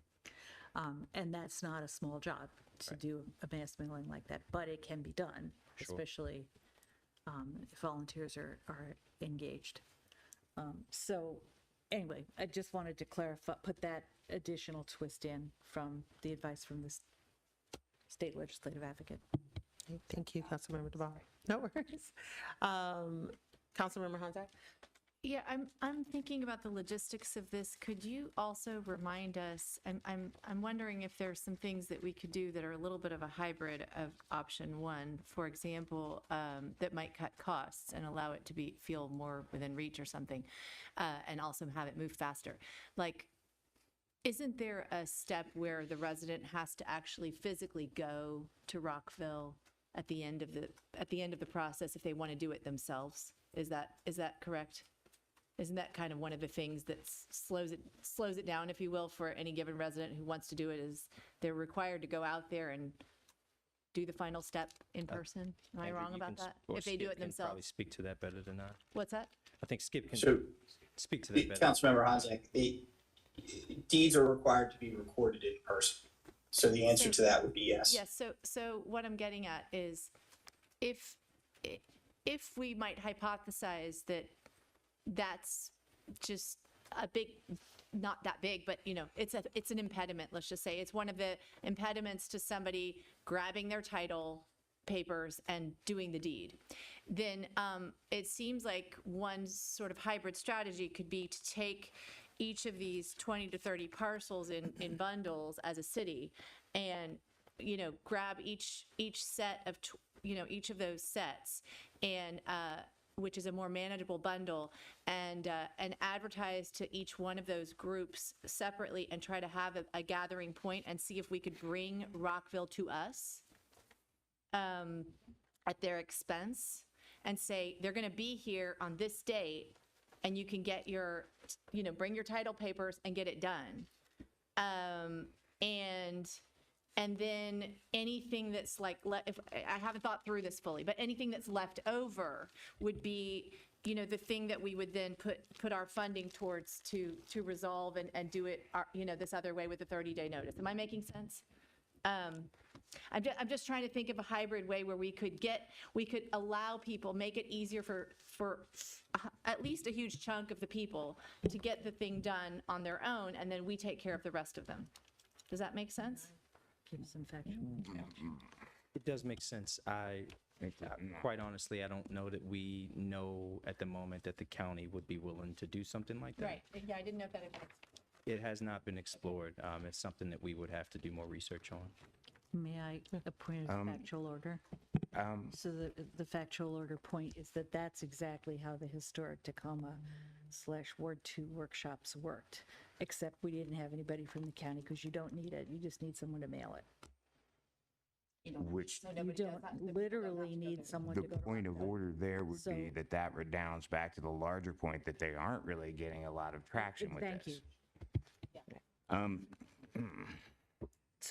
So one of the things, and I know Councilmember Small, I see your light. I kind of want to take us back a little bit so that we are all on the same page in terms of the decision that needs to be made. First and foremost, I want to get something done, and I want to get something done with this council, right? And the question is the what. And I think, between options 1 and 3, part of the question is, do we want to just get it done for us, or do we want to try to advocate to make it easier, not only for us, but for others? Meaning, first option, we pay, we get it done. Second option, we are trying to advocate to eliminate some of the barriers that we are experiencing that perhaps others may be more likely to adopt as well. So it would be helpful for us, and I guess one question I do have for staff, if you go down this path of, trying to work with some attorneys or, figuring out the payments and pro bono, what is the timing for something like that to get stood up? Yeah, so we would want to solicit, I think, some initial quotes in terms of the total cost and scope of the work. I think from there, we would either want to be seeking going the grant funding route or going the, trying to reach out to connections, whether it's a legal clinic and a law school or other types of, free services to see if this is the type of project that they would want to engage with. And I think all of that, it takes a bit of time. And, I think even if we did that in tandem or parallel tracks with legislative advocacy in this upcoming session, I don't know to what extent we would have a sort of a signed contract, full project scope ready to go before, the legislature is back in session. Councilmember Small. Thank you, Mayor. There's a couple of things to say about this, and one of them is that hypothesizing about these things at this point in the process is frustrating to me because these have been relatively durable costs and a relatively fixed conversation for at least a year since we did it. The fact that we will sit here and talk about what costs what when it's a thing that borders on uncomfortable conversations of race and socioeconomic realities, it is obvious that we do not do those things. It's as a person who has worked on this in these areas and avoided a career as a critical race theorist and any number of other things about this. The level of sophistication by which we are addressing this issue and the tone deafness in which it is occurring is frustrating to me, because ultimately we're up here saying a year later that we have not really done any real thinking about how to do a thing that we were technically the leaders on and was really one of the only things that we got done that session. So as we move forward in thinking about this, it sounds really snobby for us to say that we are now going to go into the legislative arena and make this legislation better for the people who made the effort to take this on when no one would do it and they were going to kill it. So it's it's not hard to understand where people's perspectives on this come from. And I've said a lot up here about the distinctions between suasion or shame. And I say those things because a lot of times when you stick in people's craw the durable reality of the institutional factors of race that they live with every day, people like to not think about them. In the grand pantheon of liberal issues, one of the things that always comes up is there's always this big debate about who's doing what and like litmus tests and who in order is the most important liberal add-on to a project that would be probably better off without any of us. And it sounds like that up here. It sounded like that up here a long time ago, and it still sounds like that up here because ultimately, even if we had just said a year ago, well, let's do some of these things. Let's do exactly what Andrew said. Do you know how many decisions we would have already made about this? How many things this staff would already be aware of? And we would be able to move forward, maybe even with historic Tacoma. And I'm going to continue to say that if we think that putting no skin in the game before we go tell somebody that all of their efforts are just not good enough for us sounds crazy. Thank you, Councilmember Small. So in terms of next steps,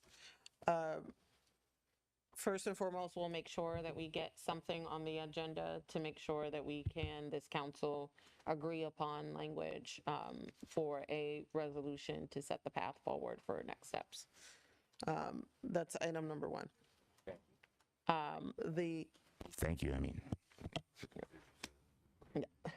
No worries. The other big thing is I kind of think that we do need to make sure that we're sending a notification, particularly to make our District 20 delegation aware that we are struggling with this matter, to see whether or not there's something that they may be able to do on their end to help us with simplifying interpretations or aspects of making sure that we can make it easier for ourselves and for others to do this. So the other matter at hand I would like to see from staff is, I think that this can be a yes and approach. I think that there are some things that we can do in terms of making sure notifications are within our newsletter, making sure that we're doing our due diligence to educate residents at different events and activities throughout the community, especially as we're nearing certain seasons, to make sure they're aware that this is something that is of importance. And then, that gives us a little bit of time, because by the time we're talking about the budget for next cycle, we'll have all of the answers we need to go ahead. And if option one is what we need to do, we can work it into the FY26 budget. And that way, for this council, the importance will be making sure that these points are very clear in the resolution that we want to move forward. Okay. All right. Seeing no more lights, we're going to go to the last. And thank you so much, Skip. Skip timed out before I could tell him thank you.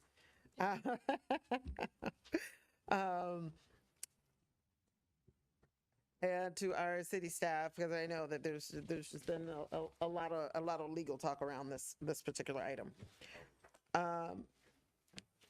In terms of budget schedule, I turn things over to our Deputy City Manager, Boder. Thank you, Mayor. So you all recall we spoke a bit at the last meeting. City Manager presented the draft budget calendar, and sort of towards the end, the discussion was about the very, very tight window that we have between elections, swearing in, orientation of the new council, and trying to gather budget priorities, and for council to pass a resolution about those budget priorities, what they'd like to see in the city manager's proposed budget.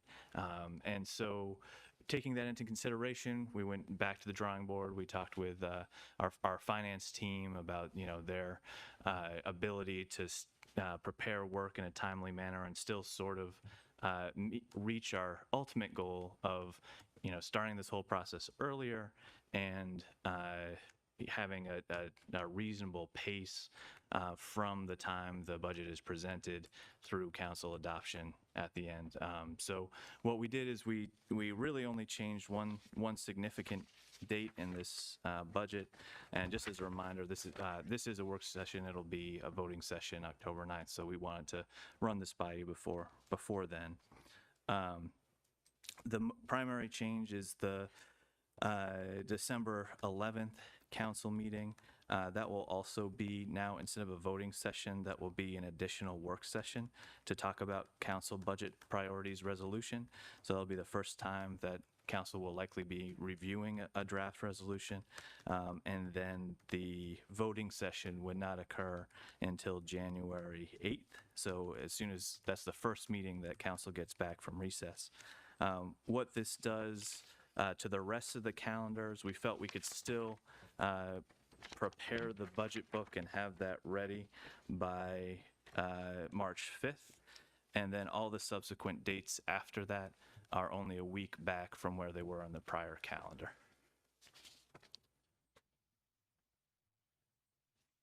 So those are the changes from the prior. I'd like to note that that's the day of the shot heard around the world and Crispus Attucks' death, March 5th. Thank you, Councilmember Small. Councilmember DeBoer.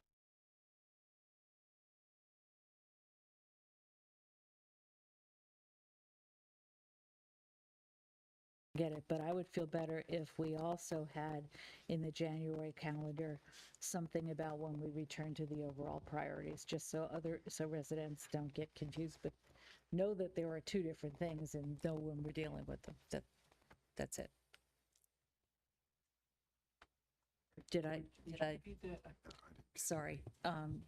So in addition to the specific budget requests, priorities that we agree on, we also do with the new council overall priority setting.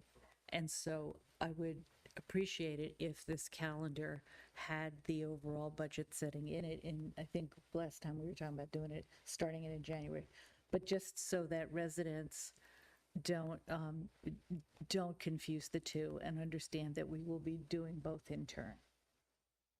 That's all, just adding something. Yeah, I mean, I understand your point, Councilmember DeBala, because in years prior, we would establish the council priorities and the budget priorities would follow. But I do think that one of the things that was really important was trying to decouple, if we could, council priorities from budget priorities, although they are, meaning, although they are related, they may not be synonymous, right? So for example, the council priorities may include things that are related to policies that have no value whatsoever. And so the goal of the budget priorities is to identify what are the things that we want to spend money on, prioritize spending money on during that fiscal year. And if I recall correctly, our council priorities were for a couple of years. It was for our term and not necessarily for a single fiscal year. So, I mean, while I hear you, and I think, it could be helpful, I think that to some degree it could also backfire and create more confusion if we're not able to get to those council priorities until later in the first quarter of 25. But we can definitely talk about and look at the schedule for the beginning of the year to see whether or not, it would be helpful or add a little bit more confusion for residents to see two sets of priority discussions that are happening at the same time that result in different. They might need a couple extra words like you just put in to explain, and maybe it needs to be in February, not January, but I do think somehow continuing to explain it is a good idea. Yeah. I hear you. Madam Mayor, I would add too, I'm suspecting the new mayor and council may likely wish to do a retreat to discuss their priorities, January or February, and thus determining a date for a public discussion of those overall council priorities might be somewhat tied to whenever the new council decides their retreat would be. So all of those are unknowable at this time, but it's fair to say that both of those things would likely happen, a retreat and a public discussion of overall council priorities. Thank you. Councilmember Fulcher. Yeah, I'm still a little bit concerned about our ability to have a work session and then come back and vote a week later. I'm just wondering what the plan is. Are we just thinking that we're going to do a really great job communicating through email or something to the city manager's office, what we're hoping, to see the changes in that resolution, or, Mayor, do you think you'll be like the point person on that? I mean, while you're doing your That has already been your money suggested. job, your job that pays the bills. So, or do we want to put in like a Monday meeting the week of the 11th?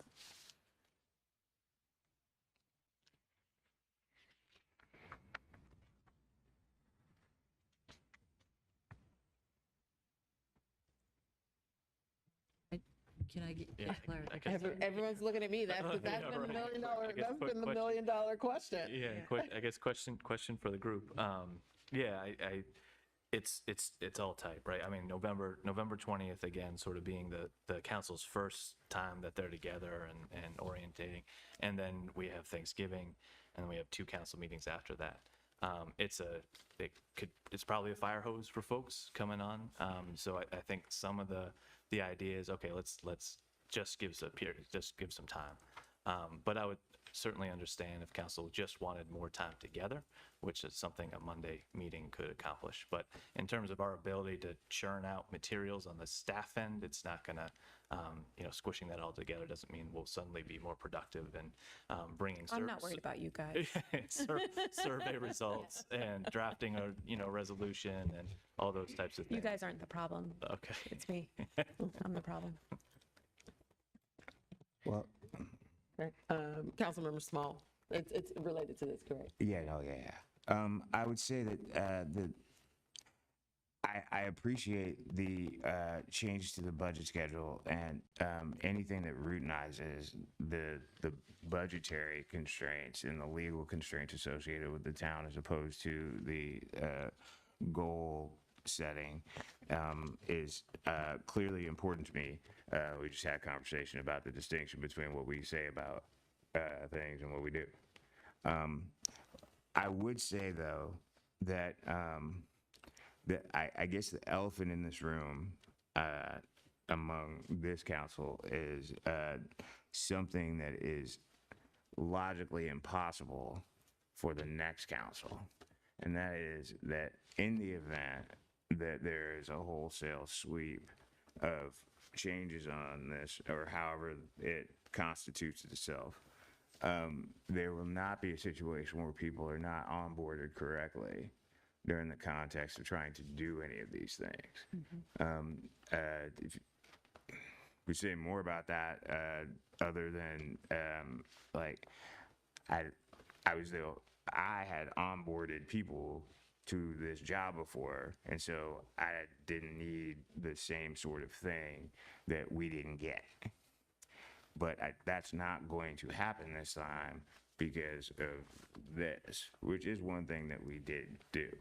And so I would just tell people to not worry so much about packing it in because it's the job.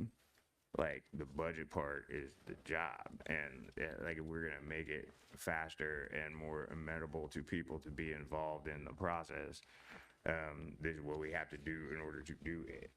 So, bravo. Councilmember DeBala? Oh, sorry, I forgot to turn it off. Okay. All right. So, you know, we've had lots of conversations about the fact that the schedule is tight. It is tight. I think that there is an ability, although this is something we would vote on, there's an ability for the next council to, within their might, say, hey, this doesn't work for us, right? This is the current council's recommendation to send some direction to staff about how to proceed such that the next council doesn't find itself in a predicament of not having enough prep time early with the budget. And so, yeah, it's, you know, aside, there is no other way aside from taking away vacation time, which people will have earned. So, I'm okay with this outline, keeping in mind that, you know, the next council will have the ability to say, this doesn't work for me, and we can figure out ways to address that, should it occur. Right. Right, seeing no more lights, I think we are done for this evening. Any other points of concern? Oh, I do have one announcement. I do want to send my sincerest condolences to Delegate Laura Charkoudian on the loss of her mother. Our thoughts and prayers are with her and her family. Yes. And sorry, I thank you for that. I had heard about that today. What I was just thinking was, in light of the tight schedule and the fact that we'll be coming out of Thanksgiving holidays, right after there'll be the swearing in, and then Thanksgiving holidays, and then December 2nd. And if there will be at least 2 new council members, right, of the 7. So it would be really nice if there was some way for us to kind of get to know each other before we get up here and start doing things. And I don't know how that's normally done when you don't have a retreat, but just putting that out there because that will allow us to be more effective when we get up here for sure. yeah, definitely. All right. Do I have a motion to adjourn? So moved. Thank you so much. I need a second. All right, everybody have a great evening.